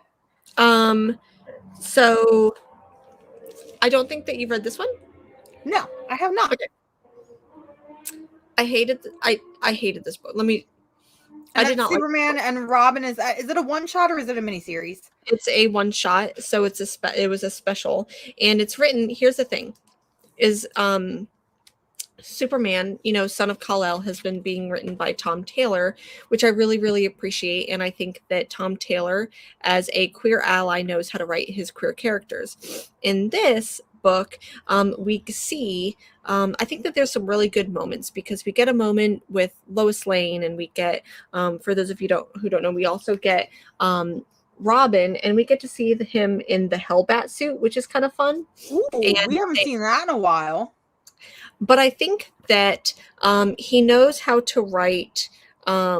He knows how to write Robin, right? Peter J. Tomasi knows how to write Robin, but I don't think that Peter J. Tomasi understands how to write John Kent. And here's why. For those of you who maybe don't know, who maybe are invested in like Gen Z TikTok the way that apparently my algorithm says that I should be, for those of you who don't know, if a Gen Z or millennial says that if they order a drink with oat milk, they're gay, they're queer. If they drink not just oat milk, but any type of milk substitute, non-dairy, almond milk, oat milk, soy milk, any of it, it's code for I'm gay. If you're like, I want that hot barista to know that I'm gay, I'm gonna order my drink with oat milk. It is known. And so Peter J. Tomasi has this moment in the beginning where John Kent is at the table and he's eating his breakfast cereal. And he's like, oh man, I really hope this isn't oat milk. John Kent is an oat milk identifying person. Peter J. Tomasi, I need you to know that. So I don't trust Peter J. Tomasi to write queer Gen Z people the way that I do Tom Taylor. So anyways, that was the stupidest thing. That I had stupid moment of the week. That was my stupid moment of the week. Otherwise, this was an okay issue, but I felt like Peter J. Tomasi knows how to write Robin, not necessarily Batman. Or I think the problem with that, and I agree completely on the oat milk statement, because you're right 100%. I think the problem with that is Peter J. Tomasi created the Super Sons. He really is the one that created John Kent with Superman Rebirth. We got to see John Kent. We've seen him do a lot of Robin and Superboy, or Robin and Super Sons. We'll just call it Super Sons content. Yeah. A lot of it has been handled by Peter J. Tomasi. However, Tom Taylor taking Superman, Son of Kal-El, and taking John Kent and taking that mental has kind of made a new character, for lack of a better word. And it feels like maybe Peter J. Tomasi just isn't hip with the trend and needs to get on that train. Maybe him and Tom Taylor need to be DMing a little bit more and figuring out, what they're going to be doing. It just feels like maybe he's stuck in what John Kent was versus what maybe he is now. Exactly. That's exactly it. And there were some really like kind of cute moments, because whenever Robin does take on like the Hellbat thing, there's a moment where they're like, okay, we need to go ahead and like fly to the Fortress of Solitude. But then Robin flies on his own, and he's like, yeah, you're not carrying me like a sack of potatoes, or something. Like, there's a comment made like that, which is very self-aware, which I thought was really, really funny. So anyways, I didn't hate it, but I didn't love it. But you didn't love it. No. Okay. Well, another book that I read that you didn't, and it's another Tom King book, to no surprise, is the Batman Catwoman special. So I originally wasn't going to read this one, but I've been hearing really great things about it. And you know what? Tom King, I want to give you another chance. So Batman Catwoman, he's been doing a series that is not very good. In fact, it might be one of the worst things Tom has ever done, to the point where it made me drop it after issue 4, issue 5. Yeah. The Batman Catwoman special is what I feel like I wanted the series to be. It was a love letter, I think, to their relationship and to their love, because it all takes place during Christmas. But it spreads it throughout different points in their lives. And it really does follow Catwoman more so than Batman. So we see young Selena Kyle as she's in the orphanage, and it's this very sweet but also heartbreaking moment because, you know, she grew up in the Wayne family orphanage and she was really alienated and really was alone during that time. And Tom King gives us this really tender moment where, you know, there's a big portrait of the Wayne family. There's a big portrait of the Wayne family in the, you know, Wayne family orphanage for children, because of course there is. And Selena finds herself constantly going back to this portrait and talking to young Bruce Wayne. You know, she's talking about how she's lonely and that they can be friends. And, you know, she thinks that if they ever met, they would be very good friends. It fast forwards to like a year later where she comes back to the portrait and she's talking and she's like, I heard that your parents died. My parents died too. You know, so I know what it's like. And it's these like really these heartbreaking moments, but then we get to see them kind of evolve and grow up. And like I said, it takes place throughout multiple years of their lives, but it's always at Christmas. So we get to see like one of their first encounters where they're making out on the rooftop. And then we see a year later, it's her basically yelling at him that, you know, you only want to kiss me and you only want to treat me nice when it's convenient for you. But then you'll immediately go and you'll lock me up. And you don't care what happens to me when I'm in Arkham. You don't know what they do to me in Arkham. You only want me when it's convenient and when it's good for you. We see their relationship continue as, you know, she is pregnant with his child and she has Helena. And the two of them take turns having patrols on Christmas because somebody has to be saving Gotham. So it's the two of them talking to each other on the radio about what present she's opening and her reactions and things like that. And it just progresses on with Helena growing up and then Bruce eventually getting sick and dying and how Selena copes with that. And it really is just, it's such a romantic, beautiful issue that celebrates their love. I would say that if you like their relationship, pick this issue up. Even if you did not care for the Batman Catwoman tie-in series, it has nothing to do with it at all. It's just a wonderful issue. And one of the big things about this is Paul J. Leone's, I believe his name is. It's his final issue right before he passed. So I think that's why this book got delayed, because in the back there's additional material. There's a question story by him that I didn't get a chance to read. There's some other stories in there that I didn't get to read. But then you have a bunch of other artist tributes to him that kind of take on and they do splash pages, very similar to what we saw in Batman 50, where we see these beautiful tribute pieces of other artists like Joelle Jones and Clay Mann, Tula Lote, taking on and doing pages similar to his style, because he does have a very gorgeous and unique style. And honestly, it was my favorite book that I read this week, I think. Wow. It's a $10 book, but it's pretty hefty. Again, I would say if you're just a fan of their relationship, pick it up because it's one of the most romantic. And I love the way Tom King writes romance. I know we just talked about this. We're like, oh, I don't want to have a whole conversation during the nasty, but I love the way Tom King writes romance. And I think that's why I feel so strongly about his Batman run the way that I do. This felt like a perfect companion piece to his Batman run. It really did. Forget Batman Catwoman. Read the Batman Catwoman special. I think I ended up dropping Batman Catwoman after issue like 2 or 3. And I'm like, a lot of times I cannot read Tom King in single issues. The only exception to that right now is Supergirl, which is about to end. But this issue, I keep hearing such good things about it. It sounds like, I don't want this to sound bad, but I feel like sometimes we say that this was the best issue of something after maybe a creator has died, and we give a lot of love to creators when they're dead, more so than we give when they're alive. And I really hope that isn't the case, because like everything that you just said, it just sounds like that does sound like a really nice issue. And even if you haven't been reading Batman Catwoman, I feel like I could definitely read this single issue of the special. I was like, man, why did it take so long? Like, Christmas was a month ago, but I guess if, the creator passed away, or one of the creators passed away. I have 2 more.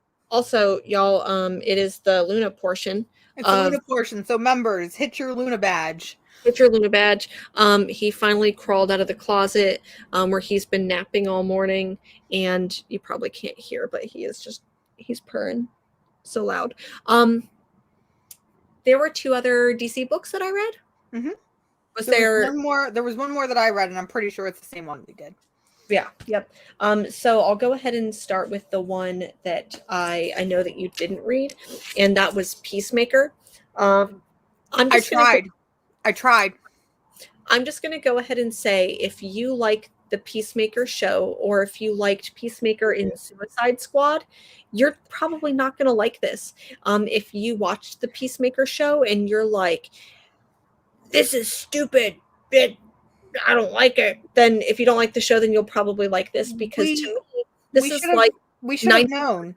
This is 90s Vertigo. We should have known. It's Garth Ennis. We should have fucking known, but I had tried reading it. I think I got 3 pages into it and I realized, okay, this is not going to be a funny book. This is going to be a serious war book. I don't want it. Yeah. It had none of the, like, even look at the cover. It's like, oh, we're gonna put boots in blood, and man, this just wasn't it. I just want to be like, DC, Garth Ennis, can you please read the fucking room? This is clearly not what we wanted. Read the room. Like, now, is it a mini series or is it a one shot? I believe that it's a one shot, or sorry. I believe that it's a mini series, and it is done by Black Label. So I get that that's maybe where they're trying to be like, yeah, but you could have done a Black Label where it's fucking funny ass, goofy ass humor that's raunchy. You know, look at the Peacemaker show. Yeah, and this just wasn't it. I cannot reiterate this enough. If you like the Peacemaker show right now, this ain't for you. This probably is not going to be for you. Maybe pick it up if you want to try, but this is a completely different tone. It feels like a completely different character. Throughout the entire book, like maybe there's kind of moments of humor, but not really at all. James Gunn has added something that the DC universe really needed, or the DC entertainment universe. Yeah. But especially with the way that he treated Guardians of the Galaxy. But man, maybe it's just that Peacemaker isn't funny on his own. But this is definitely, if you're like, I miss the way that like 90s and early 2000s Vertigo books were, where they were dark and gritty for the sake of being dark and edgelordy. This book is for you, but not for me. Sorry. It'll be in my like worst of 2022 pile. Womp womp. But there's another book. I don't want to talk about it. I don't want. Can we all look at this beautiful cover though? I don't want to talk. Maybe if we don't talk about it, it won't actually be the final issue of Wonder Girl Yara Flor. And I'm just so. This issue was a mess. I knew it was going to be a mess because this is the final issue of Wonder Girl Yara Flor, even though we had issue 8 solicited, and you can obviously see where there should have been more to this story, and it was literally chopped. It ended so abruptly, and it felt like I felt like I could hear Joelle Jones maybe hate writing this ending.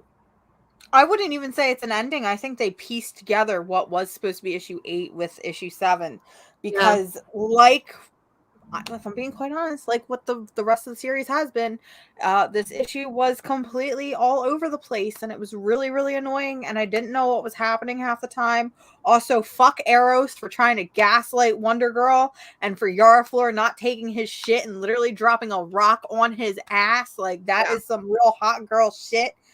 I just also Yara Flor, I'm not single, but I'm sure we could work something out. My partner, if you're listening, we're gonna work something out specifically for Yara Flor. It's fine. But I just am I gonna continue to read fucking Trials of the Amazons because I want more Yara Flor? Yes, but she does. I'm a Banshee Queen got it right. There it is. It's all we need. Is she deserved better. This is not the Yara Flor that I fell in love with Future State 1 and 2. I don't know who this stranger is, but I I need that energy back. I need that future state Wonder Woman, Wonder Girl, whatever we want to call her. I need that future state Yara Flor back, because that is what I loved and that's what I need. Yeah, and I'm really hoping this was not a very good series. It Covers were pretty though. The covers were beautiful. I think the artwork was beautiful, whether it was done by Joelle Jones or Layla Del Duca. I really like the Layla Del Duca art, but Layla Del Duca's art is good. I think that when we got introduced to Yara Flor in Future State, it was like, here's the character, here's where she's at. You get her for 2 issues, and there was no like background building. It was just like, here's what we know about her. Let her jump into the action, and she does, and she's quirky, and you see these moments with her and Jerry, her horse, and it's great. And I think what this tried to do was this series tried to put Yara Flor into too many worlds and to do world building when it really just needed to be the Yara Flor and Jerry show. And Yara Flor is not a character you world build with. No, Yara Flor, we like her because Wonder Girl is the moment. Yeah, she is spunky. She is literally real hot girl shit. Yeah. People like Yara Flor for the personality. And when you try to world build, when you try to make things bigger than what they should be, you lose that personality. You lose the character. So they tried to like, because it felt like this series was like, okay, we're going to drop Yara Flor from the beginning. We're going to drop her in her world, or sorry, into our world. So we see her in Brazil. And then it's like, okay, we're going to have this background story where we're going to see some other like Themyscira type worlds in the background that are talking about her. And then we're going to drop her back into those worlds. And it didn't work. Just give us Yara Flor going on an adventure with Jerry and like maybe trying to rescue her sisters or something, but we need something. I wouldn't I can't even make suggestions what to do with the character. I just want something. I'm hoping that we get to see her maybe interact with some other characters. Maybe she'll kind of show up in the background of like maybe with some like Batgirls or some, I don't know, but just give me more Yara Flor. I will buy anything that she's in. But this wasn't it, and I expected more. I expected more from the series, and I'm sad that it's ending. I'm sad. I'm depressed. I'm dead on the inside. You can't see it, but I'm dead. Is Trial of the Amazons only going to be 1 issue, or is it going to be multiple? I think it's like a crossover. Okay, got it. I think it's like, it's very bizarre and very weird. And there's like one shot specifically for all the characters. Like there's Trial of the Amazons Wonder Girl, Trial of the Amazons Nubia, Trial of the Amazons Wonder Woman, and it's just they're gonna make me fucking read all of them when I don't want to. I just want to read Wonder Girl. God damn it! Hear me out. I'm gonna go ahead and I'm going to will this into existence. We're gonna manifest. We're manifesting. Give me Wonder Woman Historia. So give me the team of Kelly Sue DeConnick and Phil Jimenez doing Yara Flor. Or maybe Kelly Sue DeConnick and Joelle Jones. Maybe Layla Del Duca doing... What if we got an anthology series of Yara Flor? I'd be happy with that. Something. I wouldn't mind seeing Yara Flor on a team. I think she works very well with other characters as well. I mean, we saw her in Justice League with Future State, and I think she worked very well there. I really like the Superman Son of Kal-El with Wonder Girl. I thought that was really interesting, and I really like their dynamic now. They bounced off of one another, so we need more. We need more than what we got. Yep, for sure. But I'm still gonna, read this Trial of the Amazons event. For those of you who aren't reading Nubia, I feel like that's a fantastic series, and I hope to see like what that ties into Trial of the Amazons if it does. So we'll see. Yeah. But that's pretty much everything that I have. Is there anything else that you or there is something you want to talk about or that you did? There's a very big book that I read this week, and it's kind of fitting because it is technically DC Black Label now, I guess, because Rip Vertigo. But I finally did the thing, y'all, and I finally read Sweet Tooth, the complete collection compendium, which is probably why I feel like I didn't read a whole lot this week, because it felt like, because I started reading this Sunday, and I've Okay. been reading it slowly throughout the week, and I finally finished it Friday night. Um, this book ruined my fucking life, y'all. Yeah. I'm not even gonna lie, this book ruined my life. So to kind of preface it, I read Sweet Tooth volumes 1 through 3 back in 2018. Those books were out of print, and I was not able to get 4, 5, and 6. And my initial plan was to buy the deluxe editions, and then this came out, and I was like, you know what, I'm just gonna buy this big old chunky monster, which has all 60 or all 40 issues.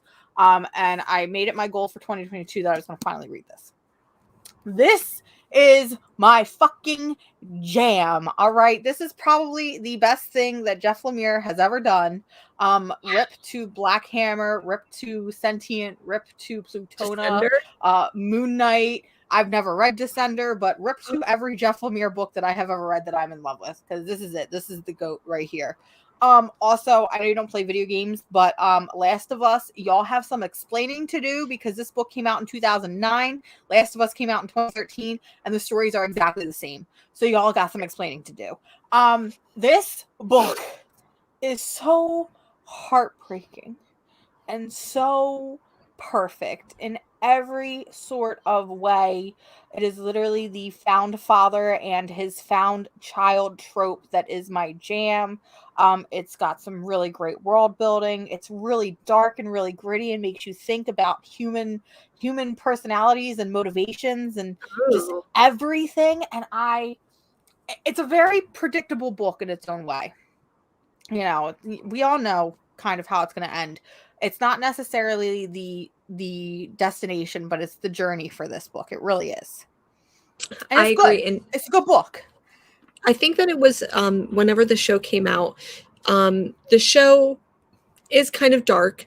It's definitely not as dark as the book. I think that the show is a lot more hopeful, and I'm Yeah. glad for it, but I also think that I like that no hope, dark, gritty fucking feeling. I don't know what it is. I like books that are like that. I agree. I just think for the show, it's definitely going to be a lot more palatable for maybe a general audience. Possibly. It's very Yeah. possible. I definitely, because I had only read the first, no, I'm sorry, I had only watched the first episode, knew that it was really different and tonally different than what I had read. But I was like, I want to read the series before I continue watching. So now that I've finished reading, I'm definitely going to go and watch Sweet Tooth on Netflix. I also really want to pick up Sweet Tooth: The Return, because I remember picking up the first issue of DC Mhm. Black Label last year, and I had stopped reading it because I was like, I probably shouldn't read this. I should probably actually finish Sweet Tooth. Also, the sun's coming in and it's weird and Yeah. whatever. So we've got God rays. But I don't know. If y'all want a really great story, I highly just pick up Sweet Tooth. Like, if you like Jeff Lemire books, if you like these, and that's why I love Jeff Lemire, because he does these really intense. I always state that Jeff Lemire makes these really fantastic situations that at the same time feel like we could all live in. And it's because of these character motivations. It's because of the emotions that these characters go through and feel, whether it's in space, whether it's a post-apocalypse where hybrid animals are a thing, whether it's superheroes, you name it. He finds a way to ground all of these stories that make them Yeah. feel really real. I agree. And like the way that he creates these non-human characters, like in Descender and Sweet Tooth, where they're like human but not human, and like really just humanizes them and puts them in this human world where it's like, that Frankenstein, like who's the real monster type thing, or Mm-hmm. they made a monster because society's made them a monster. I love that type of conversation. And it's really weird loving a series like Sweet Tooth when it's like this series is a post-apocalyptic series, and with Sweet Tooth it's like a disease has ravaged the countryside or the I world. I will And say, reading this book, especially the beginning of this book, year 3, season 3 into the pandemic, compared to rereading it for the first time in 2018, I definitely read it with a new perspective and with like a whole oh shit kind of moment. But I think that's how a lot of these books are going to start to feel now that we've kind of done it and are going through it. I'm sure Walking Dead might feel very similar, where it's like, Yes. oh, This is Sweet Tooth is like Walking Dead, but for kids. I wouldn't say that. I would say it's like Walking Dead with kids, but I With wouldn't kids, say yeah. it's for children. Absolutely not. Speaking of which, I can't escape. Walking Dead is coming out with the book based on or focused around Clementine from Walking Oh, Dead, written I'm by so Tim excited for Walden. that. So So and it excited. is supposed to be like a young adult audience. So we'll I'm see really how that turns excited for out. that. Image, I think, dropped some of the first, like the cover, I think, of Mhm. that book. That's probably one of my most anticipated books of 2022. I'm not even gonna lie. And I'm not a big Walking Dead fan, but I like Clementine and I love Tilly Walden. So Mhm. very excited for that one to finally drop. Agreed. Um, that's pretty much like the end. I know that you have a lot of stuff going on because you're like moving and you are wrapping everything up. I'm Um, moving, and I'm moving a week earlier now than what was officially intended. So I started my packing journey yesterday, and I'm realizing, y'all, I got a lot of shit, and I packed 2 boxes of single issues alone, and it didn't even make a dent. And I ran out of boxes that fit the single issues, so I literally, after the show, I'm going back out to find more boxes, and it's not fun. If anybody would like to fly over to the East Coast and offer to help me pack and move, I will pay you in pizza and beer and hugs and whatever you want at this point it because sounds it's like not fun. I don't know if Brandon is still in the chat, but I feel like Brandon has a lot of that energy and might be nearby, so maybe Brandon can come. My like suggestion, I have moved quite a bit in my adult life, and my suggestion is always have more boxes than you think that you need. Always have more tape than you think that you'll need. Get a lot of blankets because I feel like blankets make really good wrappings for things. Like if you need to put a fragile item in a box, like wrap it in a blanket and put it into a box. And then of course just all for I've never moved comics. This is the first time because to put things into perspective, I have been in this little room since I was 14 years old. I did not start getting into comics until I was about 18. I am now 28. So that is 10 years worth of comics that have been accumulating and of statues and pops and graphics that have been growing and accumulating. So y'all just send me some good vibes, send me some Yep. alcohol. I think the hardest thing, let me be honest with you, hardest thing is packing up everything, especially my graphic novels, because I'm trying to give myself like a stack of things that I can read, especially like on lunch breaks at work or just downtime in general. I'm trying to give myself like a little stack to read, and pack everything else up. But it's like, what do I leave unpacked? What Yeah. if I don't want to read that? So it's Yep. it's very stressful. Okay, for many reasons. I agree. And I did a cross country move, and it was like I knew that my books and stuff was going to be like in because I got a pod because it was cross country. But then it's like, how much stuff do I need for my drive? So I'm like, okay, let me go ahead and put a backpack full of stuff that I have just what I need. Let me go ahead and do like one box of stuff that I'll do when I like first get in before I have all of my stuff. Mhm. And man, also, like, especially when it comes to packing books, when I first moved and I had a lot of books, it was like I had huge boxes of books. Don't do that. It will kill your back. Whenever Do it small comes to ball. packing Mhm. books, do small boxes, have more books than you think that you'll need. So, That is the plan. oh, and it looks like, so yeah, if you work in an office with printer paper, get those boxes. Yep, small, lots of lots of small boxes. Yep. Well, since you're moving, what I want to know, since I know that there are a couple other people in the chat, if anyone else has any other like stuff coming up on their channel that they want to talk about, because one of the things that I have coming up this next week, next Saturday, over on Comic Chop News, we will be interviewing Rodney Barnes, the creator of Philadelphia. We'll be interviewing him for the third time. Very A exciting. very excited to talk to him about not just about Philadelphia, but also Nita Ha's Nightmare blog, and a couple other projects that he's been working on. And of course, just my campaign to get him to do Swamp Thing. Hashtag for Swamp Thing. Yep. So excited for that. So over on Comic Chop News, that'll be there next Saturday. I hope I'm feeling well, because I know the last couple times I've had to, you know, I've had to kind of call out because I haven't been feeling well, but I'm excited to sit down and talk to him again. Very exciting. Well, I hope everyone has a fantastic Sunday. I hope you get some good books. Mars, good luck with packing up and moving. But we are going to see you next Sunday. Next week. Bye. Bye.